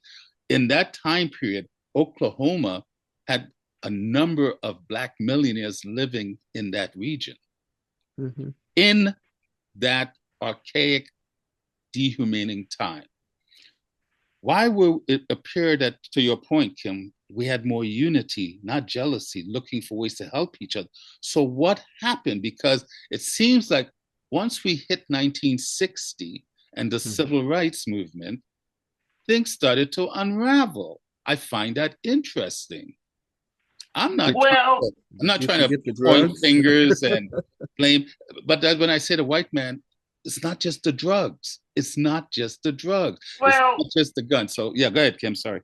We have a pie, and we only get a slither of that pie, and you got too many people fighting over this one slither piece of cake, and that's when they're gonna anybody for themselves. Right. That's what simple is. It's all about what's it for me. Mm-hmm. We're talking about today, right? Today, yeah. Right. We only got one little chunk of pie, and we got like billions of people fighting to get a piece of that pie. So they're going to do what they need to do to get that pie, and forget about you. It's about me. The other thing is post-Reconstruction, what we call capitalism and all this other stuff, and the toys we try to get today to symbolize success. Coming from slavery and all that, people knew they needed each other. They had come from that period of enslavement, but they needed each other, and they knew that, and they worked together. They were skilled because they worked different skills on those plantations. But then they knew that they were free, and if they come together, as the farmer, as the blacksmith and all, they were able to not just barter, but make money. Yeah. Because they, because a lot of people have lost sense of community, how the system works. Sense of unity. But today, we don't feel like we need each other.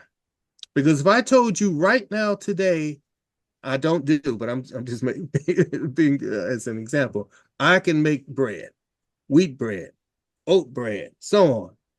Who would buy my bread? And food is one of those things. If someone gives you a sample and you like it, for the most part, you buy it. How many Black bakers do you think there are in the country? Know any? We could look it up on our phones. How many Black, and the women that are here, how many times have you purchased a dress made by a Black designer? But then we'll complain about certain companies. There's only two that are actually known as coutures. Okay, that are actually Black women. The everyday wear. I think we have. I mean, who are you going to compare it against? But to your point, Henry, I think we also have a lot more. But Henry, we have a lot more successes. We have a lot more Black people doing things. Black people. I know. I'm saying. But Black people today, how to foster the unity, we can't say when racism ends, we go get our shit together. We can do individually. Remember I said earlier, what we can do individually, realistically, and what we can do as our families, and what we can do as a community. Yeah, we have to start with ourselves. And I have a list of who I support, Black businesses. And I'm just saying, right there, there's the problem. We're trying to reach for some solutions. I'm just giving suggestions. Yeah. Right there is one of the problems. All of this started to deteriorate. And going back to one of your points you made, Henry, you talk about resources. I invite you all to get to know a gentleman by the name of Thomas Sowell, Sowell, Thomas Sowell. Thomas Sowell, I always keep saying he's an ex-economist. I don't think you're ever an ex-economist. But Thomas Sowell now is 94. Black gentleman that was born in North Carolina, migrated to New York and grew up in Harlem. He did a wealth of things. He got his undergrad at Harvard, Got his master's at Cornell, and then he got his PhD in economics at the University of Chicago. Taught at Harvard, Cornell, a bunch of different schools. Taught economics and history, and he was one of the best researchers of our times. He's one of the intellectual minds that everyone, I don't care what ethnicity you are, you should know this man. But he used his abilities of research and economic principles to try to look at what we live by, the myths that we live by, the understandings we live by, to see if there was truth in it. Because he looked at it and wanted to know why is it that from 1920 to 1940, Black poverty rate in America was at its all-time high. I think it was at 80%. Between 1920 to 1940, I might be off with the decade, it came down another to like 40-something%. From then to 1950, it came down another 18%. There was this trending where Black people were doing well again in the limited playing field that Jim Crow allowed, segregation allowed. And he wanted to understand because, to like Henry's point, a lot of people thought it's got to be about the drugs, it's got to be about the alcohol, it's got to be all these things, guns in the community. And he started realizing through the research that Black people were striving and doing well, and relationships between Black and whites were trending up. And then it just stopped. And it stopped around 1960. 1965. What happened during that time? That's when civil rights came in. That's when the Voting Acts and so forth. I'm not saying those are the reasons why. I just find it interesting because before that, things were trending up. So going back to Angie's question, what she's really asking is, was W.B.E. Du Bois right of insisting that we have civil rights now, not now when he was doing it back in the 1920s, versus Booker T's premise of work together, develop your skills, pass on your wealth to your offspring so they can build it up.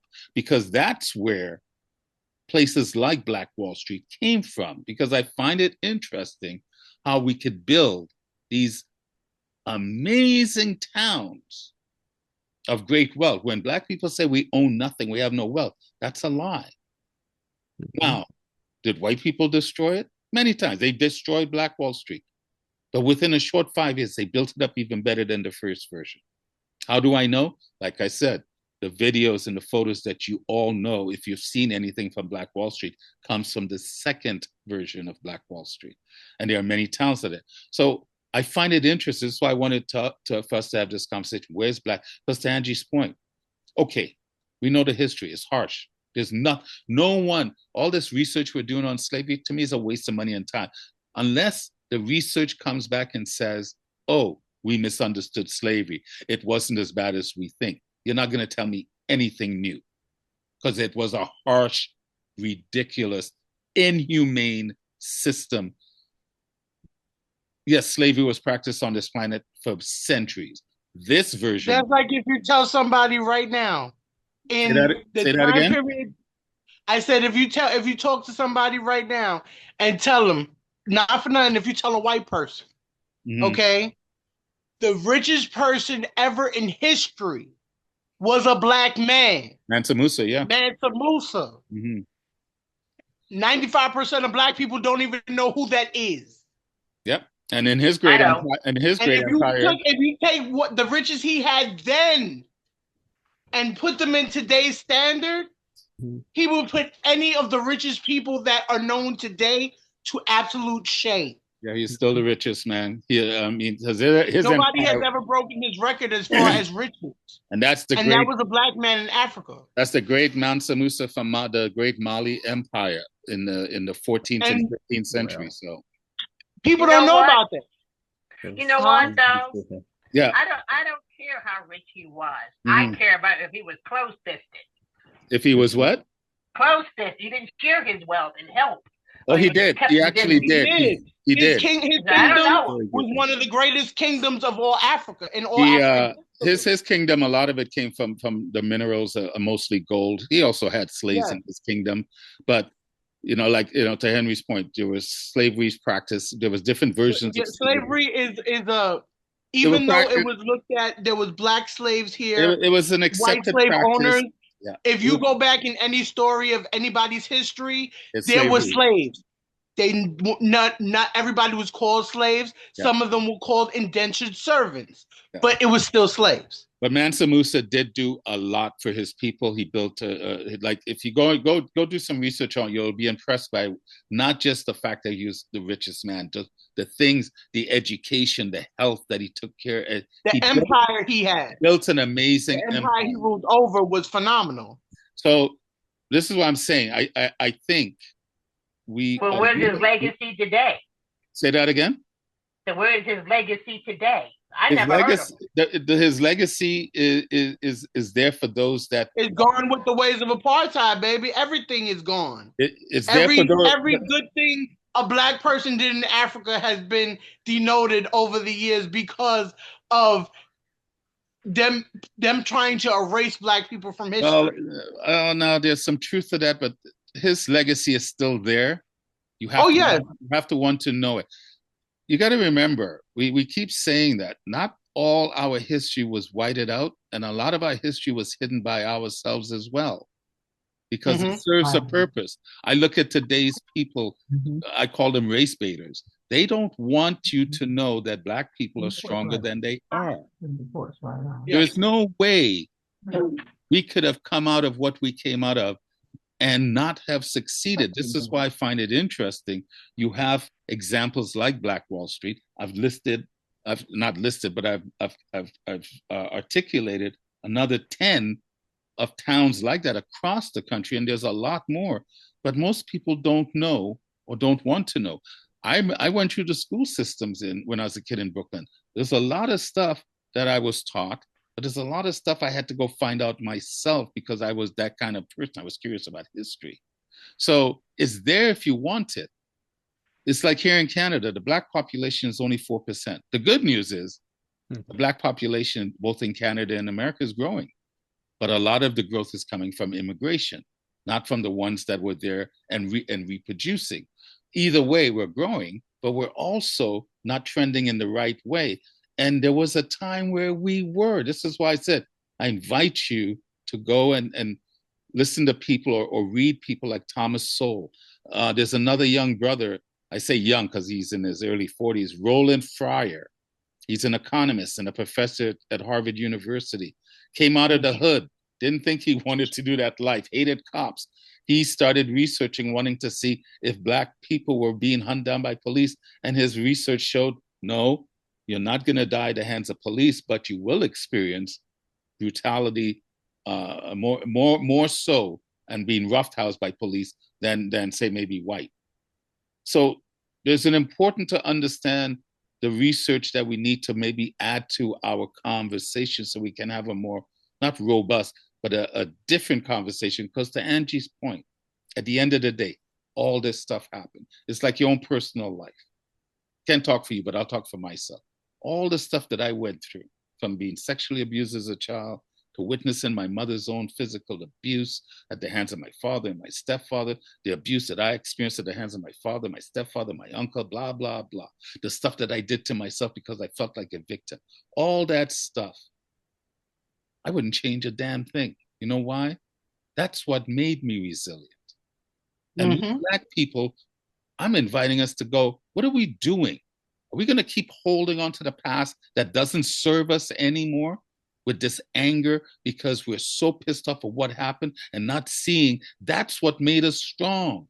I am here because of what those people went through, whether it happened in Trinidad or in America. And we're here because we're ancestors of the ones that made it out. Yeah, exactly. Because the ones that died are gone. They're no longer, they had no legacy to pull on. So I think sometimes we're talking about a small percentage of our population and we keep extrapolating it to be everyone. I could speak for here in Canada, the majority of black people here in Canada are middle class, highly educated, doing well. Doesn't mean everyone is, but the majority of, and it's the same thing I suspect in America. I think we're holding on to old conversations.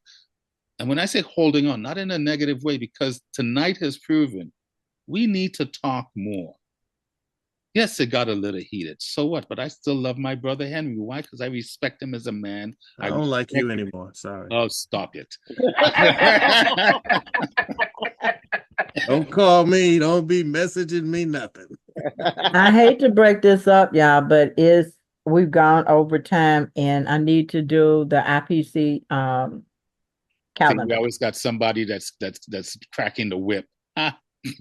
See? At least it's not a wet noodle. She said she's not black. She's part this, part Yeah. that. I said I'm a That's pretty where that's colored coming girl. from, right there. Well, we'll get to that. I mean, because she buzzed me, she goes, we're kind of running out of time. But to I tell me, you what, y'all need to go look at read Langston Hughes' poem, Harlem Sweeties. And Yeah. it will tell you all the colors of a black person. good poem. That's a good. I like. That's Langston. why I said I'm a pretty colored girl. But Because this trust is why me, my skin, ain't none of my skin the same color. I'm silver tone.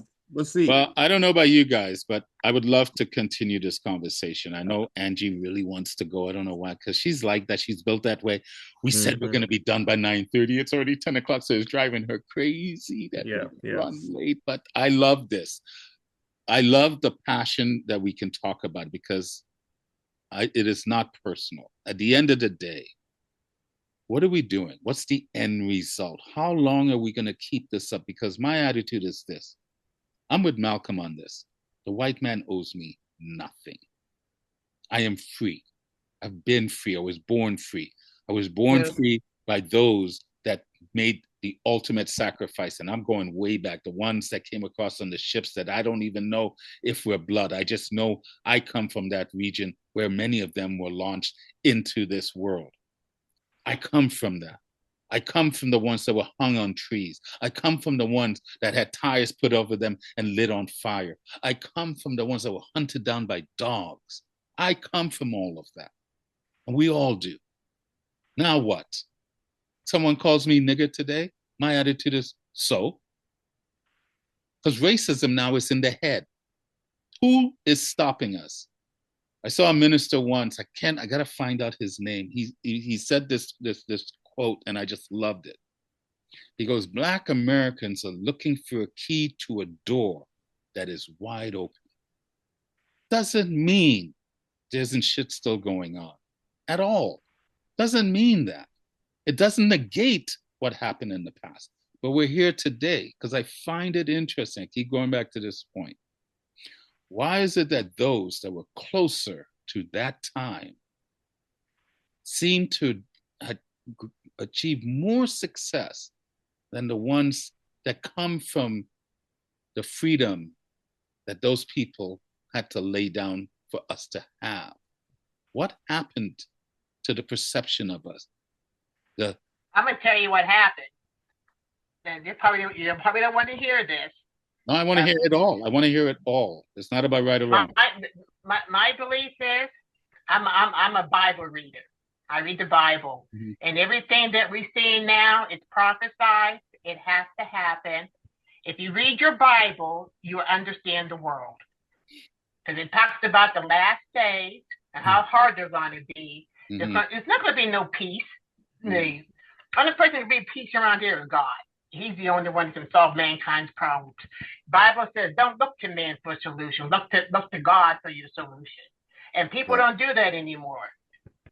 There's they're not taught. There's these gentlemen, or not gentlemen, there's these podcasters of successful not up and comings, together brother and sisters podcasts that I listen to, and they talk about that. They go, one of the problems with America itself, but particularly in the Black community, is that they've moved away from God and the principles of God. One of the reasons that the perception of the demise of the Black community, although that's a very ambiguous term because not all Black people think and sound the same way, but they believe that too as well, is that they've moved away from the church. What happened to Black people in the church? So this is why I think we need to continue this conversation, and I hope you guys will. Because the next show in 2 weeks, it'll be the last show before the election, so I want to talk about that. But I definitely would love to continue this conversation, because the one thing it highlighted to me is that we do want to talk. And I listened to, I'm sorry, the woman that that's supposed to look Puerto Rican, but you're not Puerto Rican. What's your name? Oh, I'm Jessica. Jessica. I'm Jessica. Yeah, I love the fact that we could joke and say these kind of things, because in today's world, you don't know what you can say and joke about. And next conversation, I'll have my camera on so everybody can see. Not a problem. I respect your way. Like I said, that's the thing. To me, it's not so much about being right or trying to prove. I'm not trying to prove my brother wrong. I'm just trying to understand. And sometimes we are going to get heated. I mean, I welcome that. We're going to have the full human experience. You know why? It's not an easy topic to talk about. But man, we should still be able to do it respectfully. And I think we have accomplished that tonight, because contrary to what Henry says, he doesn't like me and he doesn't want me to call him anymore. I still love you, brother. I'm going to buzz your ass tomorrow and I'm bug you until you answer me. But the point is, we have had this conversation before. It's not the first time Henry and I had this conversation. It's one of the reasons I wanted him on here. He's a very learned man. I respect his experience. I may not agree with the way he thinks about some things, but I respect it. Why? It's his experience. We keep trying to denounce each other's experience, and that gets us nowhere. Because to Kim's point, I'm bringing knowledge too from books. Oh, definitely. Some of the books, maybe it's not all my opinion or experience, but book knowledge. That's why I like talking to you, because I know you're well read and you do your own research. Yeah. So, and just because you do research and I do research doesn't mean we're always going to agree. But the fact is, we need to talk. And believe it or not, these kind of conversations are going on more than you realize. We are more united, I think, than you realize. I'm not saying anyone in particular. I'm just talking about the collective you. We are more connected. We have more wealth than people realize. If Black America was extracted out of the United States, it would be the 16th largest GPA economy in the world. That's true. I think that we're missing in the Black community, where I live at. You don't see that many mentors anymore. Really? Mentors, somebody's going to help pull the one up. I don't see that much. You think so? Yeah, but that goes with the law in my area where I live at. Say that again, sorry? I don't see it in my community. Right. Then maybe you should be one. Maybe, yeah, I was just going to say that. I'm looking for one. Because you're looking for get out there, you find some other mentor. But I mean, I'm not trying to be sarcastic, but if you just hanging out at home, where you go see the mentors? But if you go to an organization with youth, that's the problem. Or young people in your field, you go probably find some mentors, But if you just hanging out at home watching Netflix, I don't know what your daily thing is. And going to work and then coming home chilling. To Henry's point, there are a lot of people that I bet I can find them in your city, but there's a lot of people I want to help. I live in Newcastle. Yes. And where? And it's not just Black people. Look, at the end of the day, white people have been opening doors for us all the time. Not all white people. There are allies. Not all white people. Those are new terms that mean nothing to me. There have always been people that never agreed with slavery, with Jim Crow, with segregation. Lynching. There were always people that never agreed with the women not having the right to vote. Many men. Right. Right? So we need to stop thinking, oh, no, we've never been alone. The biggest thing for us now is we talk about the Black Renaissance. That period was a rich period, but so much happened that people just know the term Black Renaissance. So I'm going to invite you, go do some research and see. One of the first Black executives came out of that era, was hired by PepsiCo, the soft drink company, competing with Coke. Why? Because they wanted a piece of the market share. And they figured, Black people drink colas. Let's get them to start drinking Pepsi. How do we do that? Well, maybe let's create some opportunities for them. So they started creating opportunities to allow people to get into marketing and sales. One of the first Black executives sat on Pepsi's board. People go, they're just pandering. I don't care what it was. They were creating opportunities that resulted in passing on wealth to families and so forth. The movie that came out a couple of years ago called Hidden Figures. Yep. not Oh, that realizing movie made me mad. I was so mad about that movie. I was a what, little girl back then, why were and you I didn't mad? know it could have affected my life Oh, if I because would have you known because about you this. didn't know. Yeah, exactly. A I lot didn't of know black. it. Yeah, yeah. But and that's the point I'm trying to make. There's so much we don't know that we've done and accomplished that I think is keeping us trapped in some limited thinking. And I'm just hoping we can have these conversations when we lose. You know, to Henry's point, we go when they leave here today. I'm not telling you, but I hope some of you will go and go investigate Thomas Sowell. Go investigate his work. You don't have to agree with it, but listen to his work. He's written countless books and he's researched almost every culture and ethnicity on this planet to understand why we are where we are. And he's debunked a lot of myths. The reason why you don't see him on Fox or MSNBC because he talks truth that goes against the narrative. This is something Booker T tried to warn us about. There are too many race baiters out there trying to keep black people stuck, and we are not stuck. We have done amazing things, achieved amazing things. We do feel stuck because it seems like we've stopped. And to your point, Kim, I don't know about the religious part, but the religious part ties into the destruction of our community starts with the fact that our black families are not intact like they used to be. And that happened around, well, it didn't happen. It started in the 60s under Lyndon Baines Johnson and the Great Society Act. Mm-hmm. I'm not saying they were their intents were racist or even ill-hearted, but the effects that came from it were not good. Not just black, poor whites, people, brown skin, native. The effects was devastating to the country, and particularly the black family. The black father was replaced with the government. Mm-hmm. So we have lots to do still, just like our forefathers and foremothers did. I invite us to keep having these conversations, even as difficult as they are, because I think they're important. To Henry's point, one of the ways to get past generational trauma, if you believe in that, is to talk it out. It's not the only way, but it's a big part if you can talk it out. Just even listening, sorry, is it Jennifer? Jessica.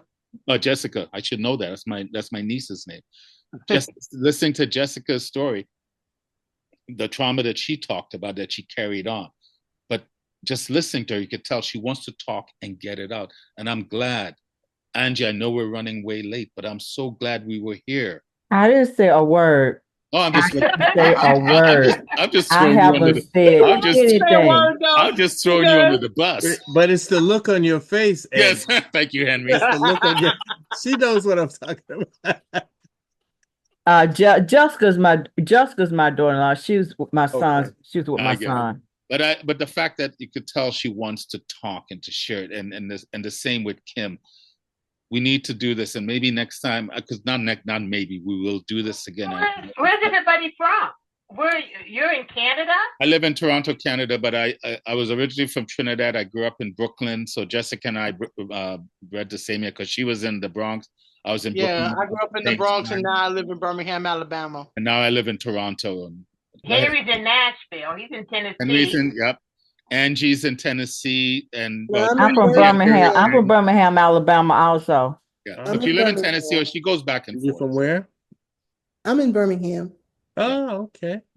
So everyone. That's my cousin. Everyone's in the South except that's your cousin, Angie. Yeah. That's me. Me and you. I'm in PA. Oh, you're in Pennsylvania. Where yeah, in PA? I'm outside. About an hour outside of Pittsburgh. Okay.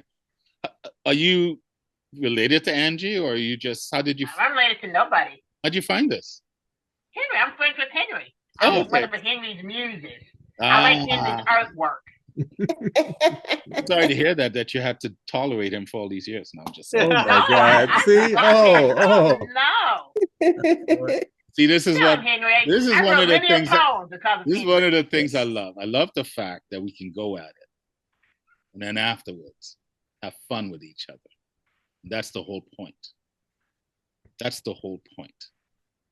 Because I am sitting here in Toronto and looking at a screen of my beautiful brothers and sisters that are all doing well and all striving. We all have our issues in life, but we're here.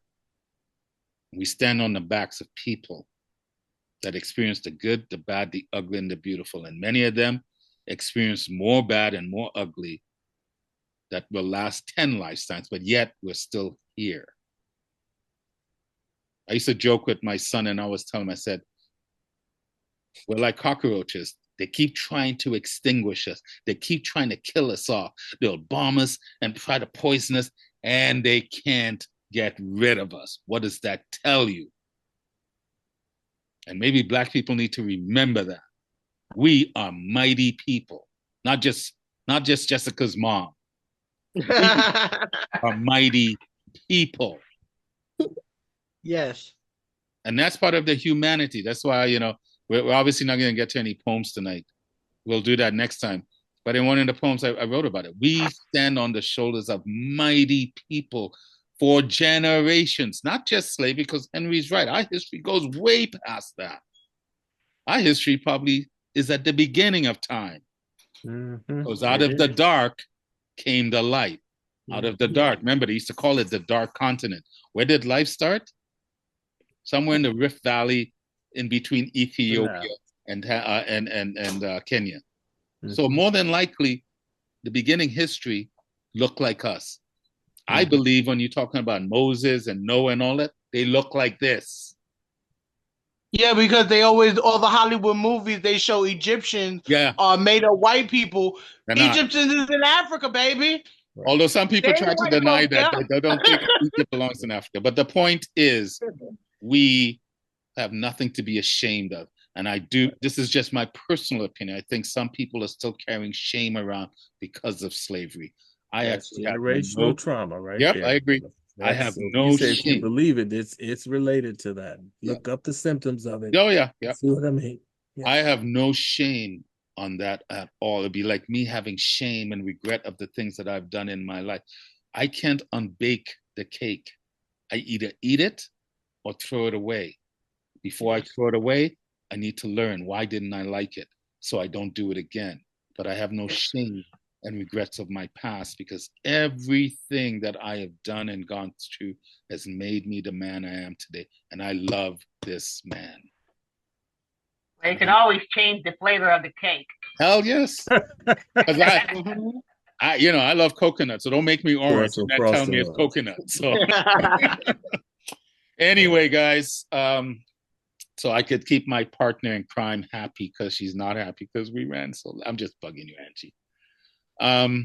You know what? Before we go, Henry, since you were the guest of honor, you guys all know, you may not know, but can you send us home with a poem, if you don't mind? Okay. If you don't mind. No. Because at the end of the day, I still love your poetry. I think you're a brilliant poet. I think you're the two that were related to what we talked about are kind of long, so I'm going to use a little what's called bibliomancy. It would be where you open a book. I did this once. I just opened the book, and wherever that book opened to, I read the poem, and people are like, "Oh my gosh, you're setting this up." Okay. And the cornbread book? This is from the cornbread. So I just scrolled up. Oops, and it left me. I love that. This poem is titled Libations. Libations. And this is something I've done in my private and for different events because it's a way of remembering those who have passed. And I think that's important to remember because we've talked about struggle and all these things, and if we don't remember the past, as they say, we're doomed to repeat it, and people have made sacrifices for us. True enough. 1 second, I'm gonna pull it up. What's the title? A libation. Libations, yeah. A libation? And I hope you enjoy it. 1 second. Come on. I'm reading from the manuscript, so it's kind of looking for it.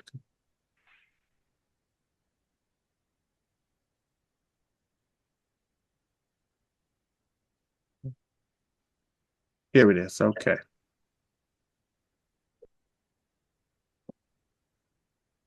A libation, pouring memories, dip into the well within, reconnect with the pursuit for freedom, energize the mind, drink for a longing, overlooked, embrace the ancient history, thirsty mouths to know. Taste what we're made of mostly. Make memories live again, renew. Forgotten names, reunion for strengthening us for this journey. As we pour the drink for those we call the abandoned, the missing, the dead, to bring our ancestors from near and far, inward and outward, together again, feeling their presence as cool, welcome breezes to this sacred place to protect us, find a large ladle to dip into this love well full of memories. Say a prayer for lives, drink from the sacred bowl, this ritual just for them and us to keep thriving during all storms, to overcome what tries to stop us. With this calabash of hope, we perform a libation. So I thought that was more appropriate. Looking for healing and all. Thank you. Well done, Henry. Thank you. Well done. I love the way you have the ability to capture. For me, you feel like you're almost transported back into that time. Well, as a time traveler, that helps, Yeah. So, yeah. Well done. All right. I hope you'll join us again, guys. I really do. When's the next one? Well, it'll probably be in a month's time. Like I said, the next show is every 2 weeks. Angie and I hold this show Above the Noise. On October the 23rd. Yeah, the 23rd. So that'll be the last show before the election. So that's a topic that we will want to talk with. But I have no problems doing the first show in November, part 2 of this topic, and so we can continue, because like I said, I do sense, Kim, you probably have a lot more you'd love to say. No, Jessica, there's a lot more you can share. Same with Henry. Henry has a lot he can share. I am not a person that worries about how long a show goes. As Angie knows, a lot of my other poetry shows tend to go long because I want to hear what people have to say. And for me, it's also an invitation for us to remember there was a time where we could sit and for hours we would talk and debate, right? We would sit and talk, and sometimes it flowed just like tonight. We experienced the full emotional cycle. There's times we're not going to feel joy with each other, but we still love each other because we're not always going to think and say it the same way, and not always going to agree with how Henry sees it. But that doesn't mean I don't want to hear it. So tonight proved to me this is why we do this show. And I'm going to invite you, if you come back to it, and bring people with you, because people want to talk. That's one of the ways we will deal with the generational trauma, not just holding on to the label. Because to me, there's no value in holding on to it unless you're going to deal with it so you can let it go. Because that same generational trauma is what's going to contribute to what is not going to, is what contributes to our resiliency. Because I just know how powerful and resilient our people is. And when That's how I write my poetry. Yeah. And next time I listen to their story, then I go back and I personalize a poem for them. Yeah. And I'd love to hear your poetry, because I've been trying to get her out for a long time. You're new. I'm her only audience. Maybe her daughter and me. She'll send it through Messenger, and I'm like, "Hey, come to this one and that." And she reads the post, so it's not like she doesn't. Well, Henry, I'm happy that she came. Henry, why don't you come to the next Inspired Poetry Corner, which is on the 20th, and let's get Miss Kim there. Of October? Yeah, in a couple of 2 weeks, Angie. Yeah, 2 weeks. Yeah. What day is that fall on? It's a Sunday morning at 10. I don't Oh, know I'm busy on Sundays. if you go to church, or if Yeah. not, you can come to our open mic. But I'd love to hear your poetry. Are you She's on very good. Yeah. Are you on Facebook? Yeah. Are you in Henry's friend group? I'm friends with Henry. Okay, I'll find you because I'd love to add you, and then I'll bug you. Hey, you know how I met Miss Angie? She was doing a feature, Amy's on open mic show. I think that's the first time I met you. And that's the first time I heard her poetry. And I think even on that day of your feature, I go, you have a powerful voice that you need to share. And that's how she came into my life. And she just now won't leave me alone. I can't get rid of her. That's right. Well, I write under a pen name. I don't use my own name. Right. Henry will tell you that. I don't use my name. Well, I'd love to hear you because we know Henry's an amazing poet. I know Angie is. I don't know if you are, but if Henry is saying that, she is. She's been busy. I'm gonna trust Henry. I wanted to grab a rope and just pull her on out and say, "You got to get out into the community and share." And then there's another one sitting underneath Miss Angie, Artemis, her cousin. I heard her voice at our last open mic for the first time, and I'm like, "Damn, where have you been hiding?" See? So I write poetry for couples. you write poetry? Hey, Jessica, do you write poetry? No, but I'm a lover of poetry. Okay. And I love to run my mouth, so. You can be the poetry book buyer then, Jessica. Yeah, you can buy all of them. In our albums. Yes, I have plenty books. I've heard Artemis more than once myself. Okay. Multiple poems by Angie. Oh, okay. Her son introduced me to her years ago. Isn't Artemis amazing? Yes. Yes. Who's that? Thank you. Yeah, I'm not. You see, it's not just me saying that. Yeah. and then if Henry is who's Artemis? The one right up on at the ceiling. Can you see her waving? She was just waving. Yeah. No, I don't see her. I don't see anybody waving. Wave again. Oh, I see you in the yellow. Okay. Yes. So the only one that can't be seen is me because I'm sitting here watching my projection TV. That's so okay. I'm in the dark. Okay. So we have Jessica vouching for Artemis and Henry's vouching for Kim. So I know I'll trust their judgment because I've heard Artemis. So I'm looking forward to hearing you, Kim. But we will do this again in a month. I'm telling you. No, we do it again in 2 weeks. We do it again on October the 23rd. Oh, okay. Well, wait a minute. I thought what's going on the 20th? That's another poetry thing. Angie and I have three vehicles. So we have a monthly recital where poets come. We have a feature. I've featured Henry before, and then we have other poets that come, and it's not an open mic. So that's one vehicle called the Inspired Poetry Corner. Then we have Home is a Heart, which is a pure open mic, open to anyone that just shows up. And then is that it, Angie? And now we have this Above the Noise. Then we have In Celebration. And we have In Celebration which coming up on the 27th, we'll be featuring Artemis' book. Okay. Okay. So you guys can come to that because it's a celebration of poets or artists when they're releasing a book. We put together a little a book launch and celebrate their book and then have them recite their poetry, and hopefully people come and support and buy it. So we'll let you know when we're ready to promote that. So this is just one of the things that we do under the Inspired Poetry Corner. So you'll have many opportunities to do poetry with us. But Henry will let me know. Yeah, I'm sure. Well, if you want, Angie, if you want, there's no reason why there's no reason why we can't continue this conversation. And we can also talk about the election, because I do want to talk about the election, because we always get these politicians constantly going after the Black vote. And that's something I would love to talk about, especially the Democrats who've always been courting the Black vote. Has life gotten better under Democratic rule? Because I'm one that says no. So I know. See, Henry, another reason for us to show up. I agree with that just because I know the truth about Democrats And that's why I want us to talk and about who it. they were started by and Yeah. how all that became. So yes.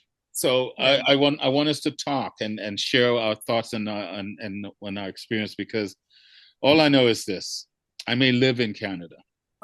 I love being Canadian. I love living in Canada, but I also loved my time in the States, and I still love America. Your dual citizenship? Nope. I became a Canadian, pure and simple. I spent a lot of years going back and forth for business in America, but I have two brothers that still live in the States. My sister, who lives in Canada, she actually was born in America, but she only lived a year of her life there. And I know America, warts and all. America is like any country, is not perfect. And we got to stop holding a hostage to that, because it's like anything else. You should be able to allow to grow from your mistakes. And I think she has been growing, but I think she's also been stalled because there's too many people don't want us getting along. And I believe we're getting along way better than we've been told. Way better. And I see the same thing here in Canada. And too many things are politicized. Booker T. Washington warned us about that. Malcolm warned us about it. I want to talk more about these brothers, because Malcolm warned us about these white liberals and their fancy, beautiful kumbaya ideas that don't necessarily have our best interests at heart. That's my opinion. You don't have to agree with it, but I want us to discuss it, because it does have an effect, not just in how we get along, but to Henry's point, I think it contributes to generational trauma that we don't need to be contributing to. Because my whole thing is, I want one day where Henry doesn't have to use the word generational trauma. Oh, there's another phrase. Yeah, I'm sure there is. I'm sure. Generational curse. We just need to Generational heal. curse. Yeah. As artists, if we just focus on helping the heal communities, I think we'll be fine. Yeah, I think And so. That's what the artist is about. So and never going away. And so, using poetry and painting and music. And yeah. Anyway, guys, thank you so much for this. Okay. So Miss Angie has made an executive call. Miss Angie has made an executive call, and we will do the next show on the 23rd, and we'll continue this conversation. Henry, I definitely would like to invite you back to be a guest, but we'll all contribute. But I definitely would like you to come back if you know, obviously you got to check your schedule, because you're a busy artist these days. So, I won't be here because my brother's coming in town that week. Bring your brother. Yeah. No. He's gonna help me remodel my bedroom. Okay. Okay. you know I'm gonna want to see before and after pictures. So do that. So I want to see it. So for anyone that's going to be watching this show, because it's taped, you're getting a taste of Black people that come together, and we kind of ride that roller coaster, and we go all over the place. That's why I said to Angie, the opening, the State of Black America address is just an opening statement, the opening question, because I love the fact, look at how we roller coasted through many things. And yet the end ride, going back to Jessica and Coney Island, remember riding the roller coaster, and here you're pulling back into the station, which we just did. We're pulling back into the station because we just had a hell of a ride. We had a lot of fun. We had our hands going crazy, thinking we're going to fall off the track, but we didn't. We made it back. Like we've on the Soul Train. I don't know. Uh-huh. Well, if that's the case, I ain't playing Don. Thanks for that memory, Henry. That was just a little blast. That took me back to being a kid in Brooklyn and watching Soul Train, man. Yeah, boy. I still remember when the Jackson 5 bombarded Soul Train. My father was a huge Jackson 5 fan. But anyway, brothers, sisters, I love you all. Thank you for this. Miss Angie, you wanna say anything before we say goodnight? I just want to thank everybody for being patient and staying on, even though we went over the time limit. I really appreciate that. Me too. And as we go out, always remember that until the lion tells his story, the hunter will always be the hero. It is our job to tell the story for the lion. Well said. Amen. Well said. Right. Love you all. You Y'all guys have a good one. Good guys night, Yeah. everyone. Stay safe. stay, Night. stay strong. Stay strong. Right? Walk with God. Love you all. All right. Bye-bye. Good night. Bye. Good night. Bye.